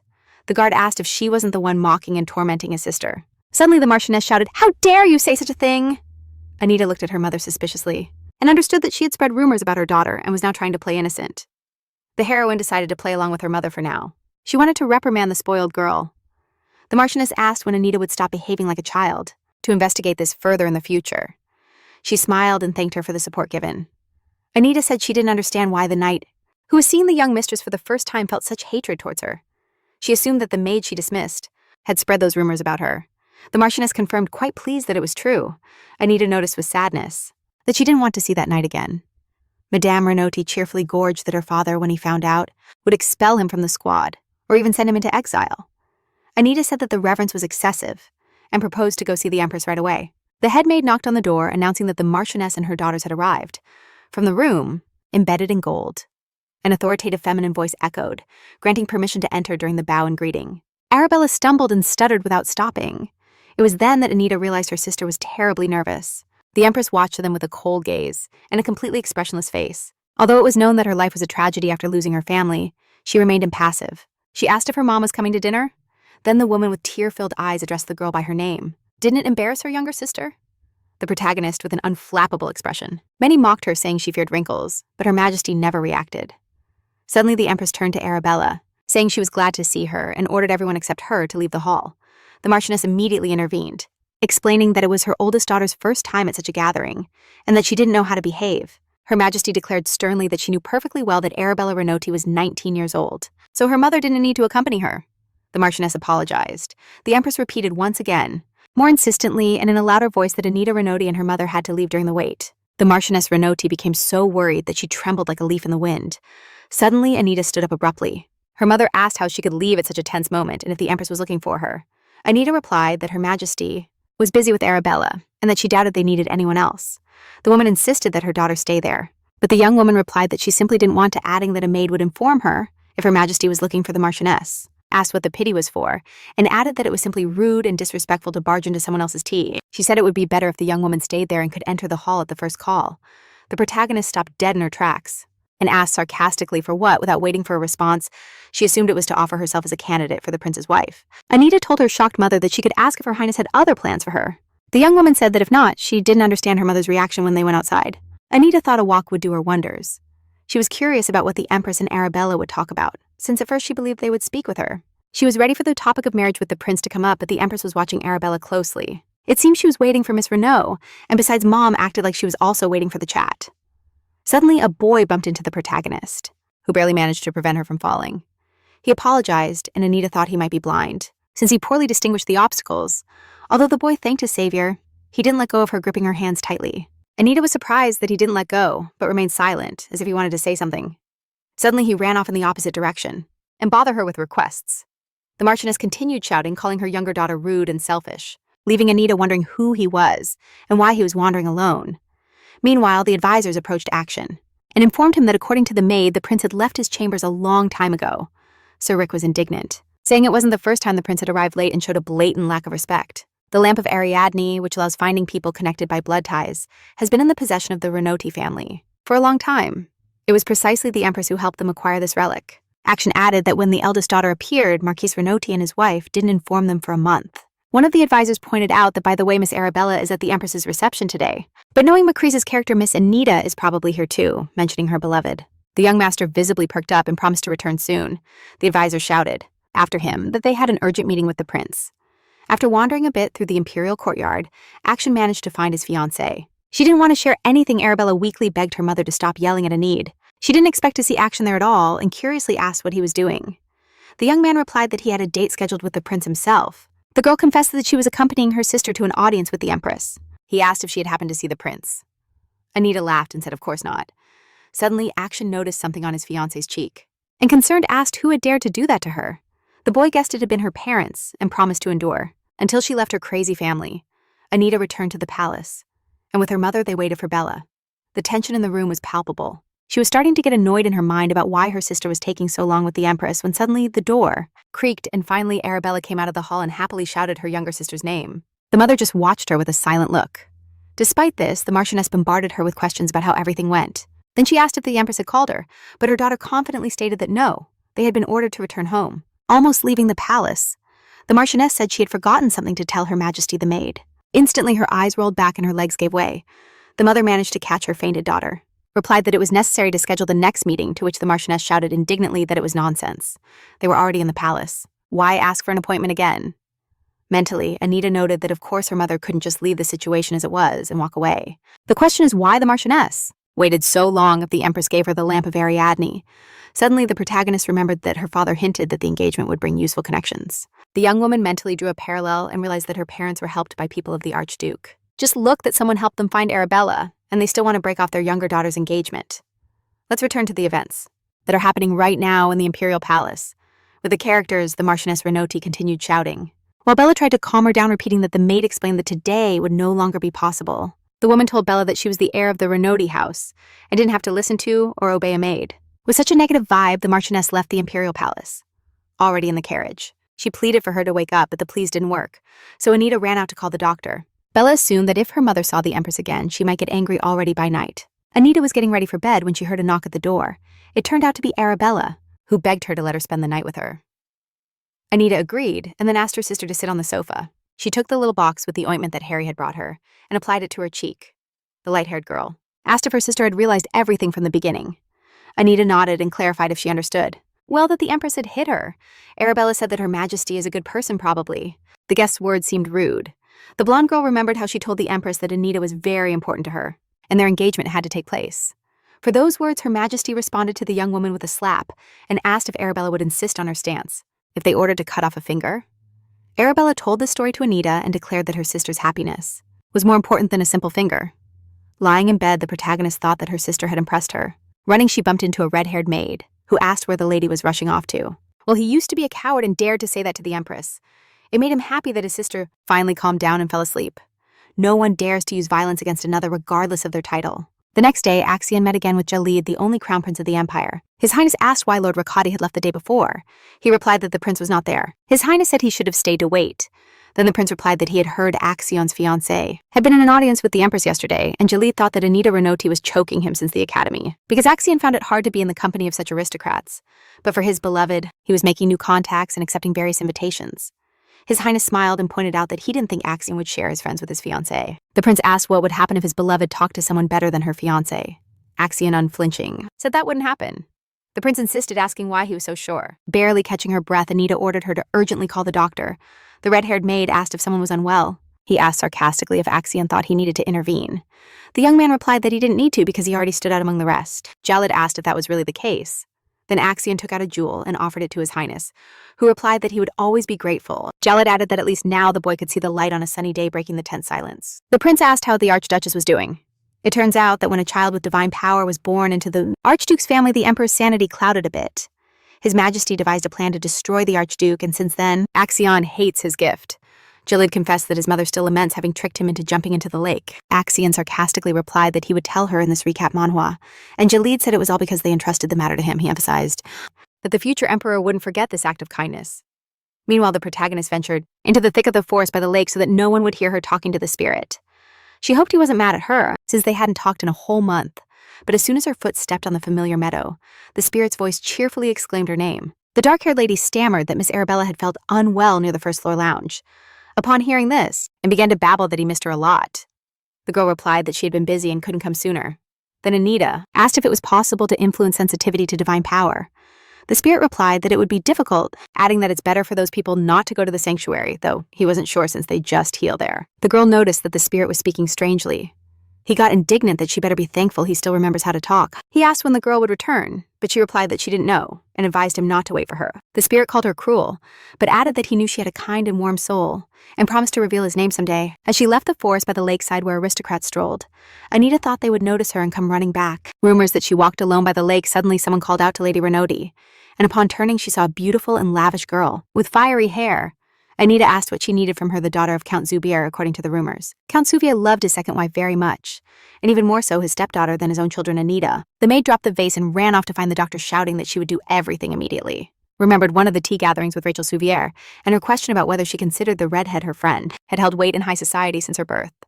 However, only in the presence of her friend Morena did she not pretend and showed her true essence. The protagonist asked that question just because the books say that a friend is someone who communicates with you without pretending. But for some reason, Rachel got furious and yelled that Anita should get those nonsense thoughts out of her head. Even after that, Anita couldn't understand why Rachel constantly showed her displeasure, and right now again looked with disdain at the dark-haired girl. Laughing, Rachel asked curiously if the Renaudy family had stopped supporting the youngest daughter, since she looked so plain. Suddenly, the redhead shouted affectedly as if she had heard something interesting from her interlocutor.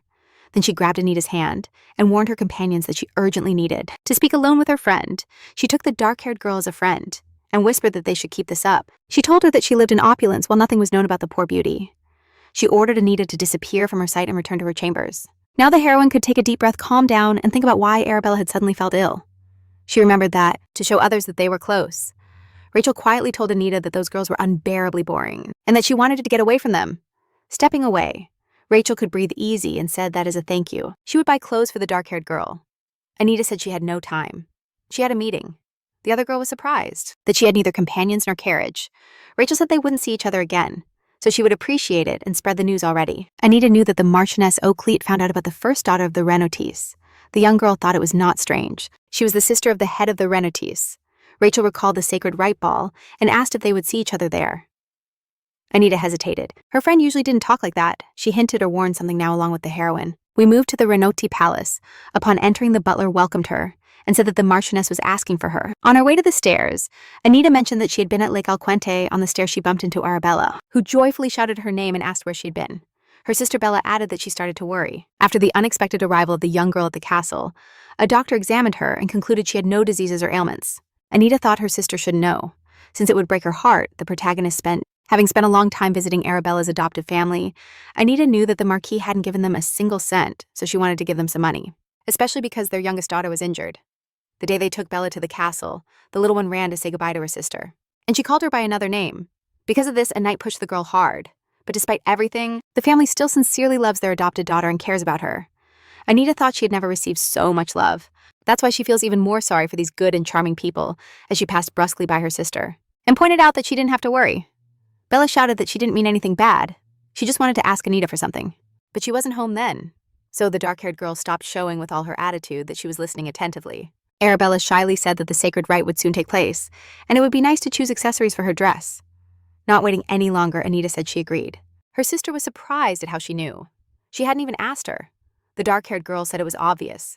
Returning to the door of the lounge where it all happened, Anita saw that no one was there. Then she let out a chuckle. Her sister wanted to invite her to the shopping area the next day.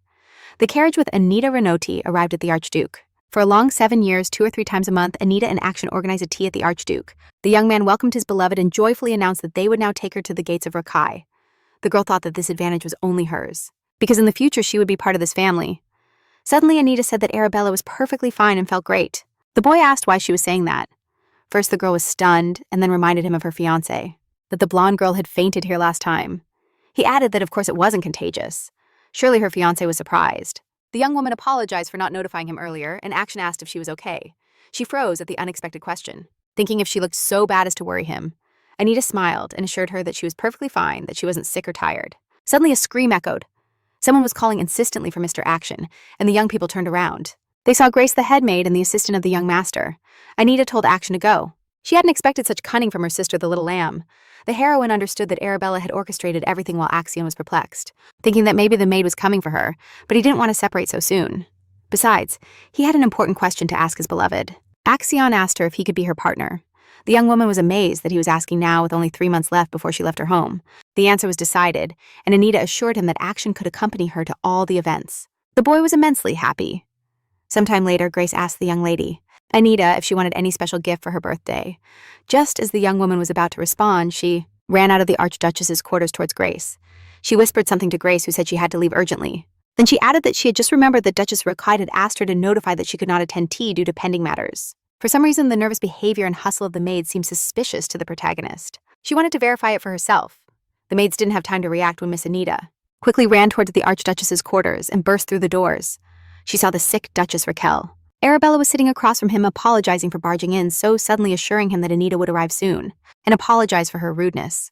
But the woman kindly replied that it was nothing when she started coughing violently. Anita asked worriedly how long she had been like this and what illness it was. Action's mother commented that she was glad to see a familiar face, and as for the illness, the doctors couldn't diagnose it. The girl suggested seeking help at the sanctuary or from Her Majesty. She instantly thought about the nonsense she had said. Everyone wants to get the Archduchess out of the way. The Emperor sees her as a rival, and the temple will want custody of action for his divine power. The Archduchess told her again not to worry. She'd already saved a woman who could have died then. She pointed out that she lived a full and interesting life and regretted nothing at that moment. The girl realized that apparently they loved her, gave her affection and attention, and she hadn't noticed. The protagonist firmly declared that she wouldn't just stand by and watch the Archduchess fade away. A smile lit up the woman's face again, as the Archduchess took the girl's hand and commented that she always knew Anita was very kind, to which he coldly replied that he was well aware. The young woman thought her mother said the Archduke's son was charming. Then she said she hoped Anita wouldn't tell anyone about it, but the girl replied that she couldn't promise that. Anita thought on her way home. The Archduchess's son had been dealing with paperwork for 3 years, so the illness had been progressing for quite some time. How terrible. Anita thought the Archduchess might have believed she was speaking impulsively, but she was serious. She doesn't say things randomly and is sure of her intentions. Now Anita knows what to do. All the important information is in the secret library of Archduke Axion. She must go there often so she won't be able to hide that her mother is very sick. The young woman wondered how to find a way to save the Archduchess, but nothing has been easy for her in life, so she accepted that a long time ago. A few days later, the Marchioness Renoti told her husband that she felt the Archduke was distancing himself. Her husband reassured her, insisting that everything was fine, that there was no reason to think that. She recalled that when the Archduchess handed over matters to her son, there were similar fears. But thanks to that, they obtained the relic. The Marchioness insisted that this time it was different. The tension was palpable, but it scared her. Arabella scolded herself for fainting and probably scaring everyone, especially Mom. She thought that luckily. When normally the aristocrats flattered her, the Marquis calmed her down by saying that everything was fine. After all, she was just the wife of a man who had caused discontent and suspicion. At one of the gatherings, the Baroness commented on how lucky the Marchioness was to have a daughter like Anita. The woman praised her intelligence and organization and said she could be great if she'd attended the academy. The Marchioness complained that a negative aura had formed around the Renoti family after the terrible reception from the Empress. The man observed that his wife had become too impressionable due to the upcoming event. Suddenly, a maid entered the room and announced that Miss Anita had returned. The Marquis asked if his wife wanted to speak with their daughter in this recap manhwa, but the woman replied that it would only worsen her mood. Anita was always seen by the Marchioness as a girl who stole everything that rightfully belonged to Arabella. A single arrogant glance would drive the woman up the wall. She ordered the maid to remind Anita of her obedient behavior and to relay she hadn't been unconscious for long and had woken up almost immediately. Once she recovered, Arabella asked about Anita. Her parents ordered her to stay at home. The Marchioness added that the cheeky girl had been going around too much lately. At that moment, Anita's carriage arrived at the square. The young woman understood that finding a way to heal the Archduchess wouldn't be an easy task. That's why she had come here to find someone to help her with this. 3 years ago, when her enrollment at the academy was unsuccessful, her parents isolated her from everyone. To protect herself in some way, Anita created a point of sale through another person. Although this place isn't big, there's someone you can trust. As soon as Anita knocked on the door, the manager, Vanessa, appeared in the doorway and cheerfully exclaimed upon seeing the owner. She rushed toward the unexpected guest with questions, and then suggested they chat inside the house. The protagonist asked where the administrator's companions were, since she saw no one on the way. Vanessa replied that she had let them go, since she needed money to close a deal. Anita asked if she really cared so much that the place would go down because of her. The young woman smiled sarcastically and added that if that happened, but her mother advised her to worry about herself. The young woman insisted she felt fine, and the Marchioness saw a perfect opportunity to meet Axion. She would have to worry about hiring someone incompetent. Anita pointed out that the administrator worked very hard. Vanessa said it was natural since the lady saved her from death. The redhead said where had it ever been seen that a commoner could be an administrator? Although Anita thought the story was different back in those days, when Arabella was actively sought after and Anita's parents made charitable donations for her reputation, one day someone begged the aristocrats to stop and listen. The protagonist turned around. It was then that she met Vanessa for the first time, the girl with fiery braids who claimed that the director kept all the donated money. Anita thought the documents were surely fake, otherwise the theft would be obvious. She asked why the girl was so sure. She explained that she used to work in a guild of information with various cases. Then the protagonist understood that the girl was brave and useful for the business. Now let's leave the memories and return to the present, where Vanessa asked the boss why she'd come. Anita apologized for not visiting her often. It's just that now she needed to make a request in Croche. Due to the surprise and shock, Vanessa even spilled a little tea. Arabella opposed her mother's strange idea, saying it was a mistake, but the woman only urged her on. She noticed that this guild of information, although it has existed for 15 years, remains a secret.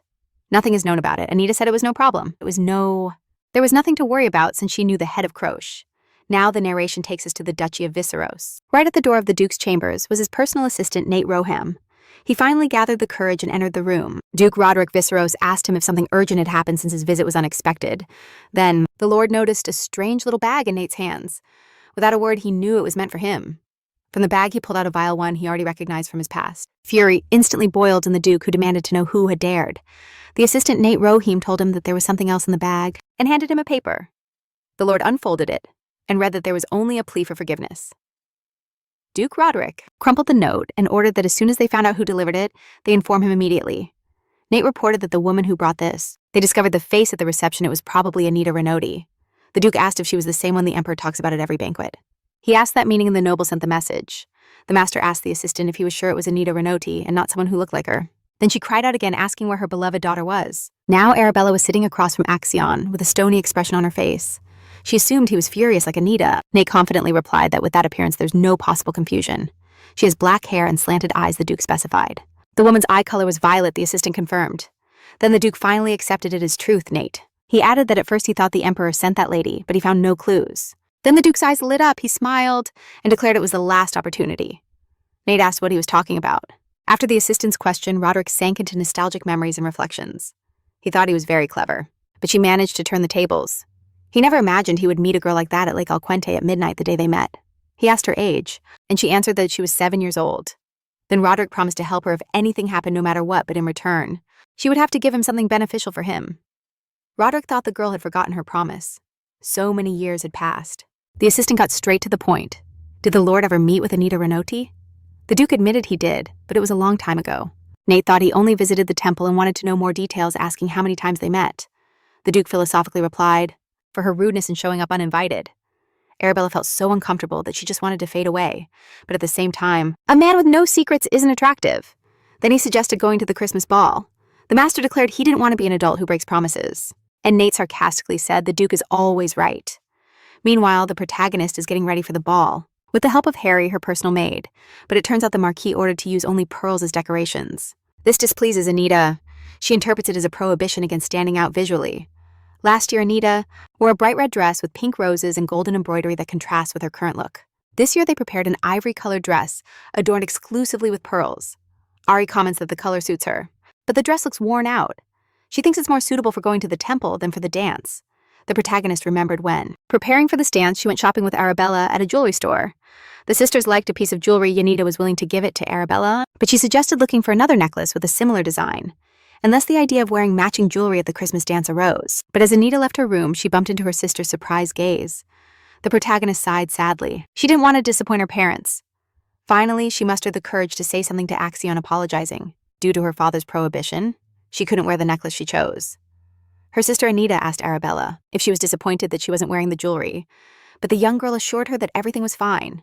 The heroine didn't understand what that meant. What exactly was fine? Anita demanded explanations and asked if Arabella meant that it wasn't necessary for her to wear the same necklace as her sister, or if she was just happy that her sister wasn't being scolded. Anita doubted Arabella's intentions. Suddenly, their mother rushed over and confronted the protagonist, asking her if it was necessary to take so long to get ready and make everyone wait. Anita responded with irritation, asking if in the Countess's opinion, she had been getting ready. Arabella watched the growing conflict between her sister and their mother, and suddenly paled.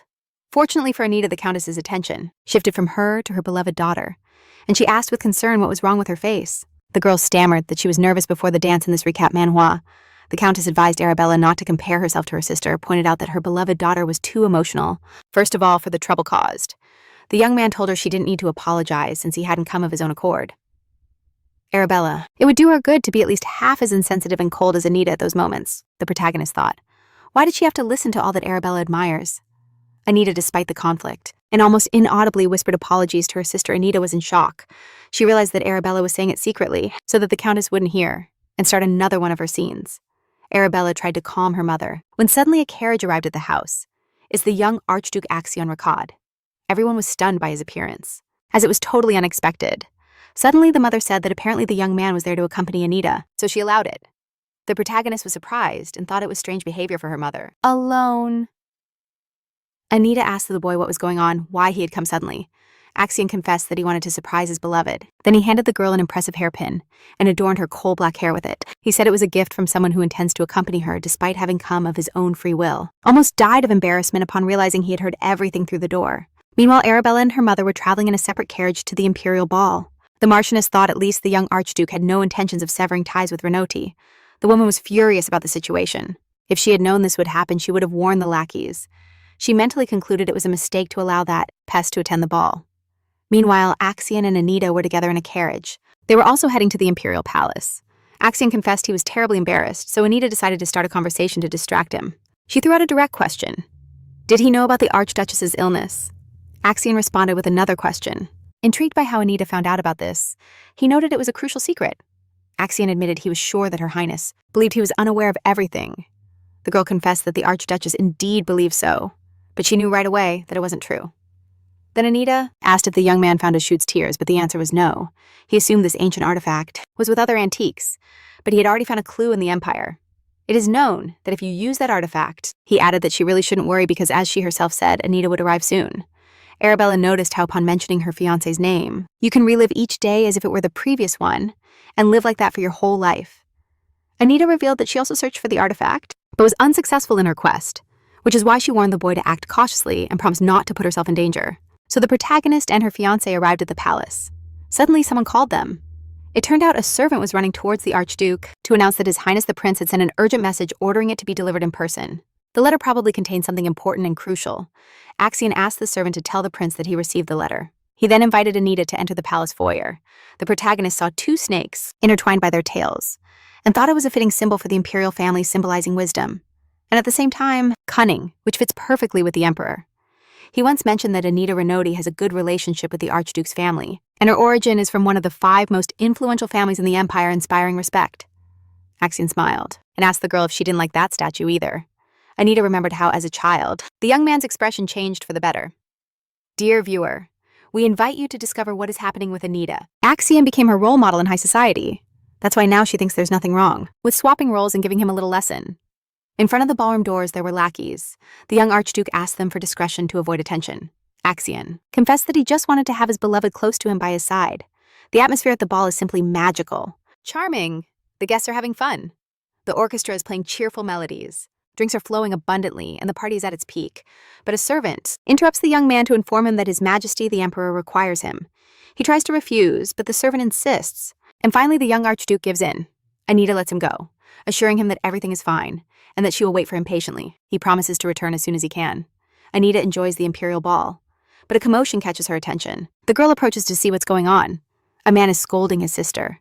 The furious man asks if the young lady is very upset about the incident. Arabella, with sweaty hands, grips her empty cup and apologizes in a trembling voice, who has been at the door all this time boiling with rage and who wouldn't upon discovering that her sister. The protagonist approaches with a firm step, and the man's tone completely changes. He timidly says that he didn't expect to run into Lady Renoti. Anita demands to know what's going on and asks the man to continue his angry speech. Anita wonders if this noble dared to shout at a girl over a few drops of wine. The furious aristocrat's voice cracks. He asks if Lady Renoti knows what that lady did. Anita nearly explodes with rage upon hearing the noble call her sister. A mere lady approached him and slapped him with her fan bam. Then he screamed that Renoti's daughter couldn't even admit her mistake. The girl replied briefly, but with a lot of weight that she understood everything. Then she started to justify Arabella, saying that she simply slipped her hand. It was an accident, nothing more. Afterward, she added that what interested her most were the man's actions, who asked what the protagonist meant. Shouldn't he apologize for what he did? It didn't sound like a question, but more like a sentence. After which a teeth-gritting sound was heard, the man lowered his head in guilt. But Anita briefly and sinisterly pretended to talk to her fiancé. The young woman understood that it was probably her mother's idea, declared that he should bow more. She increased the angle of her bow, but it wasn't enough. The girl demanded again that he bow more. Then the noble's voice broke in hysteria. How could he humiliate himself even more? There was humiliation, fury, and helplessness in that question. Anita asked the gentleman from the Count's family, Lynette, if he was paid for this, and in every word contempt resonated. The young woman whispered with a latent threat that she knew the man's gambling debts and that no one would help him to resolve them. It was a trap that had already closed. Suddenly, the man noted with a soft and halting whisper that he now understood that it had all been his fault. His bitter acknowledgement was accompanied by Lady Renauty's words, who clarified that he seemed not to know he was just a disposable pawn. Suddenly, with a cold tone, the protagonist issued an ultimatum. If he wanted to be forgiven, he had to kneel. "This is not a request, it's an order." The man, stammering with shame and confusion, turned to Lady Renauty suddenly. The intervention of a male voice interrupted the noble, asking, "What's going on here?" The guests present look at each other. Anita wryly remarks that it was about time he showed up. She just wants the best for her little princess. Everyone in the mansion despised and hated Anita for stealing everything from Arabella. And thus in the center of the scandal appears Marquis Wuclid. The crowd of onlookers around him begins to murmur. It turns out the Renauty family entrusted Arabella's escort to a close relative. But it's unclear why this man just kept staring. Until now, the protagonist indignantly told the Marquis that no matter what the relatives do, he can't just ignore it. So the girl hinted at the guy's inaction during the scandal. She tried to maintain her composure, but there was a tone of challenge. Arabella tries to calm her sister, assuring her that it's okay now, but she was obviously still upset. The Marquis, with a smug smile, sarcastically noted that he didn't even suspect Lady Anita considered Lady Arabella family. Anita responds that yes, then takes Arabella by the hand and leads her to the balcony. Arabella tries to keep up, but her voice trembles with surprise. She tries to stop her sister, but the girl, without looking back, says Arabella needs to be quiet because her sister wants to talk to her alone, so the noise of the dance fades behind them. Anita asked Arabella. The girl wanted to touch her mother and say something, but the woman just shouted even louder that she had asked her to leave. And she didn't even feel guilty. The only person who really belonged to her was Action, if she really thought the Marquis came to help. The girl said thoughtfully that she doesn't even know him and he's family. Anita interrupts her and asserts that he didn't show up today by chance and didn't side with Arabella for nothing. Suddenly, Arabella changes the subject, saying that Anita called her a family member just to save face. In a sad voice, she emphasized that just a year ago, they would have kicked her out just for being present. In her voice, there's the pain of an outcast who still feels alien in her own home. The girl confesses that unlike Anita, she didn't grow up in this world and at 19 is at a dance for the first time. She added that she doesn't even know how to properly hold a glass. Anita suddenly softens and with a kind smile, comments that she was like that once too, remembering how at her first reception she spilled tea on Countess Xavier's dress. It was an unexpected revelation. Arabella suddenly perks up and bombards her sister with questions about where she knows Lady Xavier from. Anita smiled gently. It wasn't strange she was a noble of her age. The girl wondered if she would ever be accepted in that palace, but that would never happen. She laughed and said her sister wasn't the only one feeling uncomfortable with her. The tension dissipated. Arabella summarized that her sister is right. They both belong to the Renauty house no matter how difficult it is. Suddenly, the protagonist warns her sister to be careful with the Marquis, as his interest in Arabella is suspicious. In Anita's eyes, there is no anger, only concern, as fragments of thoughts flutter in her mind. Now that Arabella has appeared, the younger sister might see it as an opportunity. The protagonist scolded herself for not having thought earlier that someone had to appear to help Arabella. But Marcus Oakley appeared too soon at the ball. He knew of the presence of the first daughter, Renauty. Besides, Arabella informed that the Marquis offered to accompany her. The pieces of the puzzle form a terrifying image. Anita understood that what happened wasn't a coincidence. Suddenly it dawned on Anita. Arabella had been set up. It was part of a Machiavellian conspiracy. She then asked her sister if she wasn't doing what she should, but Arabella didn't understand a word of what she was talking about. But instead of explanations, Anita shot back. "Why do you believe everything I tell you, especially after the incident?" As soon as she entered the room, a smile lit up her fiancé's face. "Here's a true example of loyalty then, Arabella. It's because we're family." Arabella's answer sounded unsure, as if she just realized that she was surrounded by wolves in sheep's clothing. Not letting her finish, Anita confessed she would defend her with all her might, even though they weren't blood sisters. Arabella revealed her pain. She felt an emptiness knowing her old family was moving on as if nothing happened. The girl assumed it was because she realized she was a burden to them, an obstacle in their path. Now Anita understood why her sister didn't visit their family. Arabella said that if she'd grown up with Anita, she'd be just like her.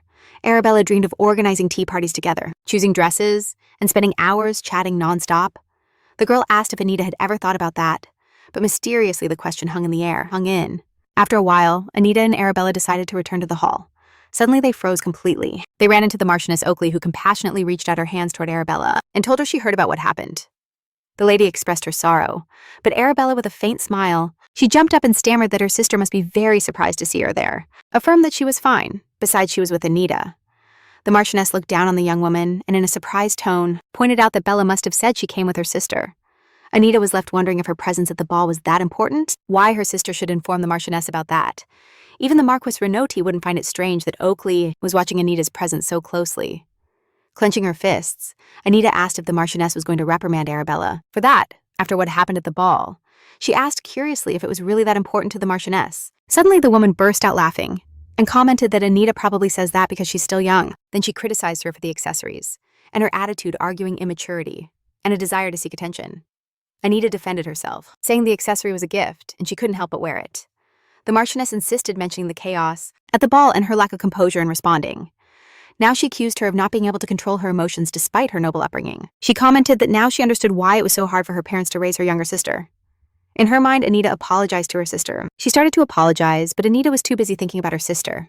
The protagonist believed that Arabella, she would never be so submissive nor accept those words. She approached the Marchioness and accused her of negligence, saying she wouldn't ask where she had been all this time. She also mentioned that the Marchioness should apologize to her mother, who trusted her company. The young woman added that it was best to apologize to Arabella right now, gritting her teeth and forcing a smile. The Marchioness apologized to Bella, who accepted Lady Oakley's apologies. Anita smiled at her sister, like congratulating her for her biting response in this recap manhwa, and then decided to reproach the Madame for her hypocrisy, reminding her how, 2 years ago when the drought hit the Renoti estate, she fled to Waklid. But now suddenly she remembered the Renoti. The young woman kept hitting her, pointing out that apparently the Marchioness remembered being an aunt to the 2 Renoti ladies. Only when it suited her did Anita summarize that she would also act as it suited her, declaring she would expose the young gentleman who had insulted Arabella in front of the public trial, and in the end they would find out who ordered the Marchioness to act. She suddenly objected, saying that a lady couldn't use such treacherous methods, but Anita wasn't going to keep talking, had come home just to take away what belonged to her younger sister, decided to end the conversation with a sarcastic reply, and thanked the Madame for the long and exhausting talk. As the protagonist left, she declared she was leaving the Marquise with Arabella, so the Madame could finally fulfill her duties as a companion. Meanwhile, in the ballroom, a slight murmur reigned. The guests whispered among themselves. Commenting on the recent events, someone threw an unsettling question into the air. Has the Duke not responded yet? Others commented that it had been 13 years since the Duchess disappeared, and he hid away living like a hermit in his mansion. Suddenly, the ballroom doors burst open, and the figure of Duke Roderick Beatrice appeared in the threshold. The murmur grew. Questions were heard. Is it really him? But why here and now Anita walking through the ballroom? Spots the Duke and freezes for a moment. Their gazes meet. She seems to recognize him. Anita feels joyful, internally, that they have finally met, but then the Duke abruptly turns away, causing great astonishment in the protagonist. The Duke, maintaining an impassive expression, slowly crosses the ballroom. Nate received his lord's order to wait. The blonde smiled and asked where her sister had been. She had been waiting so long while Anita tried to decipher that smile from her sister. While he entered alone like a ruthless master, cruel and generous. Suddenly, a loud crash is heard, and his Lord Duke Roderick bursts into the hallway.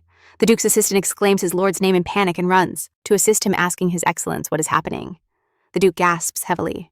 His hair is disheveled, his face pale. The servant repeats the question, but instead of an answer, he receives a brief order to investigate Anita Renoti, then added an urgent directive that they should call Shadow immediately to his presence as soon as he returned to the mansion. Nate objected that this was impossible, since the main investigation had already concluded and nothing special had been revealed. He reminded his lord that they needed to be cautious, since the reason they were away from high society was only because they were still searching for the lady. The Duke declared that there was no need to be cautious, because that's exactly why he had created the guild. The assistant clarified that Lady Anita is another age 17 years old, and her birthday is in November.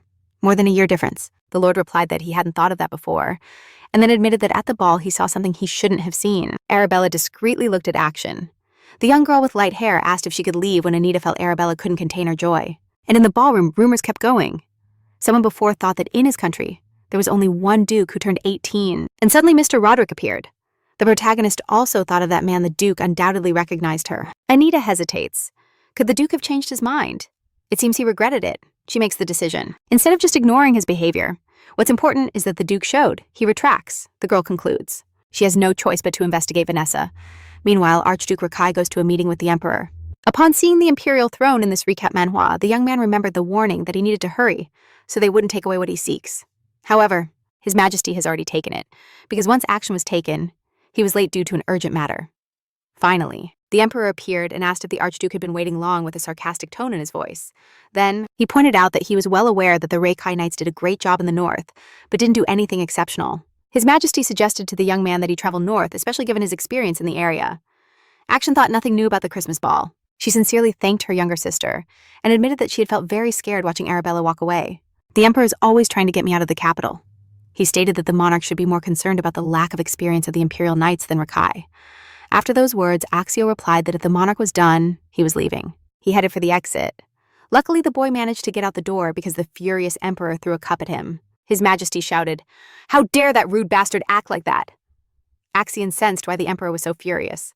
He surely thinks I'll stay in the capital ignoring his wishes and attend the Christmas ball while walking down the hallway. Someone called him and asked him to stop to talk.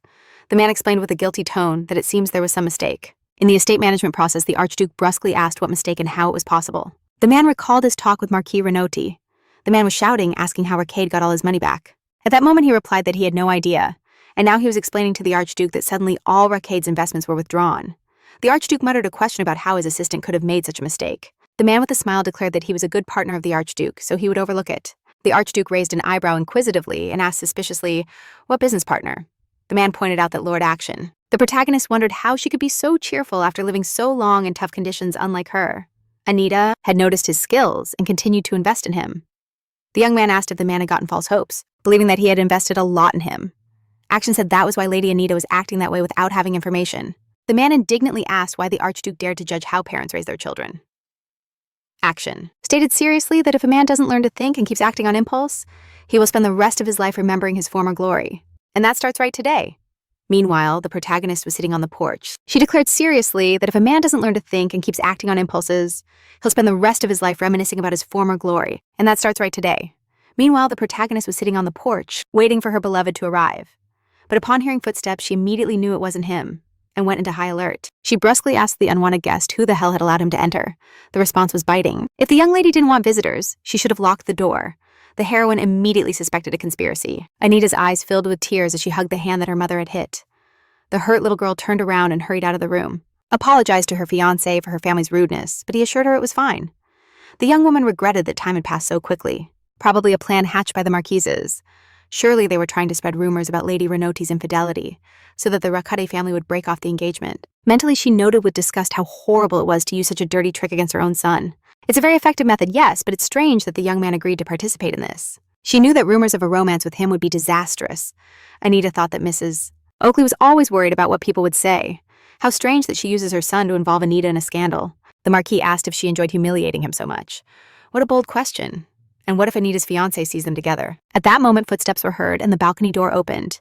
Action entered and found them. His beloved next to Marquis Oakley, she in shock could only say her fiancé's name. And the Marquis was smiling. The tension was palpable, the scandal imminent. But Action asked if Anita had eaten. She replied no, and her fiancé said he hadn't either. The Marquis was furious about the plan's failure as the lovers stepped away from the balcony, and that it was time to end the meeting. The boy got up from his seat, saying it didn't matter, he understood perfectly. He asked her what happened on the terrace, but Anita evasively replied that nothing with a smile. She asked if her fiancé thought she would want to stay there for herself. Anita thought Action should understand that she's not one to panic easily if this heat stays close to her. She promised to continue being happy. Some time passed, the Christmas dance ended, and the protagonist returned to her palace. One day, an elderly man with glasses entered Anita's office and asked if the lady had called him. This man was the butler. Anita offered him a seat, but he refused apparently to keep his distance. The lady insisted. Showing her authority, her tone became more severe, saying she wouldn't repeat herself twice. She suggested getting straight to the point and revealed that Arabella loves jewelry. The man responded coldly, really. Then he apologized and asked the lady what that comment was about. She declared that she plans to prepare for their meeting in advance and consider every detail. The butler suggested that the meeting be held where the ladies usually gather. Anita liked the idea. Then he approached his beloved and told her he wished that next time it would be her visiting him in the palace. She also asked the butler to remind her that she must visit the upper chamber in 15 days. The young woman added that by then she would surely have a ton of questions. The conversation became personal. The butler asked the lady not to overdo it and to rest more. The protagonist didn't expect to hear such considerate words from the butler. He asked if the lady wasn't always too hard on herself. In her thoughts, Anita admitted that she wasn't good at matters related to the family business and blamed herself for it. The man noticed that the lady worked harder than anyone, even in areas she didn't fully master. There was respect in his words, but also unease apologizes for the possible presumption, but insists that the lady must be valued above all else. The young woman recalled that everything was exactly the same as in her childhood. One very late night, little Anita was working with documents. The silence is broken by a soft knock on the door. The door opens and an elderly butler with glasses appears. He quietly addresses his little lady and asks why she is still awake. His voice sounds soft, but with a hint of concern. Action added that if Anita could find a moment, he would send her an invitation after lunch. The protagonist thought she would happily escape from this palace. The girl replied that she found an interesting document that said all the great merchants of the empire except for Calypso joined forces. The man suggested staying and reading all of that together with the girl. 2 days later, the protagonist, along with Arabella and her mother, was traveling by carriage to the Sacred Day ceremony. What a pair of days. Just before a young aristocrat's carriage had an accident, the culprit of the incident was the original presenter of the ball. Now Arabella will be the master of ceremonies under a gloomy sky. The carriage approaches. The tension is palpable in the air. Anita casts a suspicious glance at the happy Marchioness. Something doesn't add up a plot. Arabella tries to talk about the rain in this recap manhwa, but her voice trembles. Nervousness overwhelms her. The Marchioness reassures her rain at the ceremony is good luck. Shinsu lived in a lake. Anita sees the confusion in her sister. Apparently there are secrets they didn't tell her. Finally, the carriage stops. The protagonist is the first to get down, but the Marchioness, surprised, asks why Anita goes ahead. The lady was outraged. Not surprising that such strange rumors are spreading. The woman added that she had been very disturbed, where everyone believes she is worthless. The young woman thought it would be nice to be in a place where she was truly appreciated and accepted, and Anita asked her to clarify what rumors it turns out everyone is murmuring that of all the Renoti family relatives, only Anita looks different. The Marchioness noted that nothing will change, no matter how Anita behaves. The young woman responded that she remembered something like that, since she dismissed a maid who spread similar rumors on the estate. Then, Anita felt curious about why her mother was worried about this right now. But the Marchioness frowned, showing that she did not understand her daughter, and declared that she just remembered it. Now Arabella decided to talk to her mother. She asks her mother if everyone around them will really be watching the ceremony. The Marchioness replies to Bella that everyone here is people like her, and all of this is natural. The protagonist could not bear the sad look of her sister. She takes Arabella by the hand, declares that she will be her companion, and tells her to follow her. Arabella indignantly asks what Anita is plotting. It turns out the heroine wanted to talk to her sister alone. Anita recalled how Arabella had said that she was terrified to be in front of all those people. Anita stated that if her sister was unable to do it, now let's move to a family dinner at the Marquis's castle. Renoti, the head of the family, asked Bella, then she should say it right now, declared that she preferred to do it herself, rather than allow her sister to fail. The protagonist understood how important the ceremony was for the family, imperial, but Arabella firmly rejected the help and stated that she would do it herself, leaving Anita worried. She asked if she was sure she could do it. Arabella confessed that she was still scared, but felt she could manage it shortly after. Anita and Arabella were standing practically in the center of the event that was being prepared. The protagonist wondered why everything around her was so strange and loud. The girl heard someone exclaim, "It was a great honor to greet the Duke." Someone present noticed they had seen Mr. Roderick at the ball the previous night, but there was no time to talk. Anita was in shock that the Duke had arrived. Had he decided to end his isolation? Anita concluded that the Duke had come to make it clear that he definitely rejected her. Thus, the ceremony began with the Emperor thanking everyone who had attended. Meanwhile, Anita noticed her sister trembling, the affectionate nickname for Arabella if she liked the food. She said everything was delicious. Then her mother advised her to eat more. This was not the usual tension. Suddenly, the Emperor called Lady Renoti and asked her to come forward. But a problem arose. Anita was in shock. Why wasn't her sister moving? The attendees began to whisper that Lady Renoti was ignoring Her Majesty's order. Anita realized she needed to save her sister from embarrassment and the situation. The young woman approached him and introduced herself as the second daughter of the Marquis's Renoti, Anita. She then greeted the Emperor, the great son of the Empire. Anita offered herself as the head of the ceremony, recalling that 6 years ago Lady Rome led it. The Marchioness sternly shouted her youngest daughter's name and begged the Emperor to forgive her. Since Anita was always an ambitious girl, the Emperor commented ironically that he liked ambitious children. All the guests commented that in the end, Lady Renoti made her debut and caused a scandal at the last ball. Someone among the attendees asked if she was planning to cause a ruckus at the ceremony again. His Majesty pointed out that Anita Renoti continued to surprise him and allowed her to try it for herself. Anita thanked the Emperor. Since she was already too thin, the blonde girl noticed that her sister only ate vegetable salad, and she prepared to start the ritual. The girl was very scared and looked at the guests, and there was action. Wow, it had been a long time since the young man attended ceremonies, but his smile calmed her a bit. However, the protagonist looked away. There was Duke Roderick. Anita didn't understand why this man was acting so strangely. An inner voice ordered her to concentrate. Wait, or was it not an inner voice? Of course, it was a low-level spirit claiming to have appeared to help her. Anita responded that she didn't need his help, then asked if she could leave the lake at will. He confessed that he had actually been waiting for this day for a long time. Anita thought she didn't know what was happening, but she wouldn't insist that the spirit return. The spirit babbled impatiently, asking how much longer it had to wait, urging her to put her hand in already. But suddenly the spirit shouted, "What was that? What's happening?" The girl, puzzled, asked what was going on. The spirit assumed that Anita was very cold, right? She observed the raging water and asked the spirit what it had done. A philosophical question arose. Does it make sense to give up what one has created? The spirit shouted something about all those people. She curiously asked what would happen if she didn't like the steak, or if she was watching her figure. Arabella added that if that was the case, a strong wind rose and then it rained. People marveled at the rain, saying its drops sparkled when touched. The Emperor shouted that they needed to urgently stop the ceremony. Action rushed quickly toward Anita, trying to catch her before she fell. He called her name loudly, but it was too late. Anita fainted and did not respond. Her body collapsed and her eyes closed. During another meeting, Action declared that they had managed to confirm the location of the tear of a shoot. He also mentioned the Eye of Oblivion, stating that he had received information that they were acquired by the fortune traders. The boy suggested that the fortune traders must have tricked the Emperor. Action thought it was good that he didn't elaborate on his search for the magnificent necklace for Anita. They asked what they should do now. The young Archduke replied that they should now celebrate their victory. He added that they should start by celebrating the sacred day, then remembered the guests' admiration during the ceremony. During the rain, Action then realized that pure divine energy was spreading. The boy, lost in his thoughts, suddenly noticed how Anita began to slowly collapse to the ground. Without a second thought, he ran toward her, managing to catch her limp body before it touched the ground. Her sister looked simply stunning instead of Anita. The mother decided to respond. Anita was light as a feather. Her head leaned on his shoulder. Everyone present whispered. Really, the Archduke is present at the ceremony and knows it.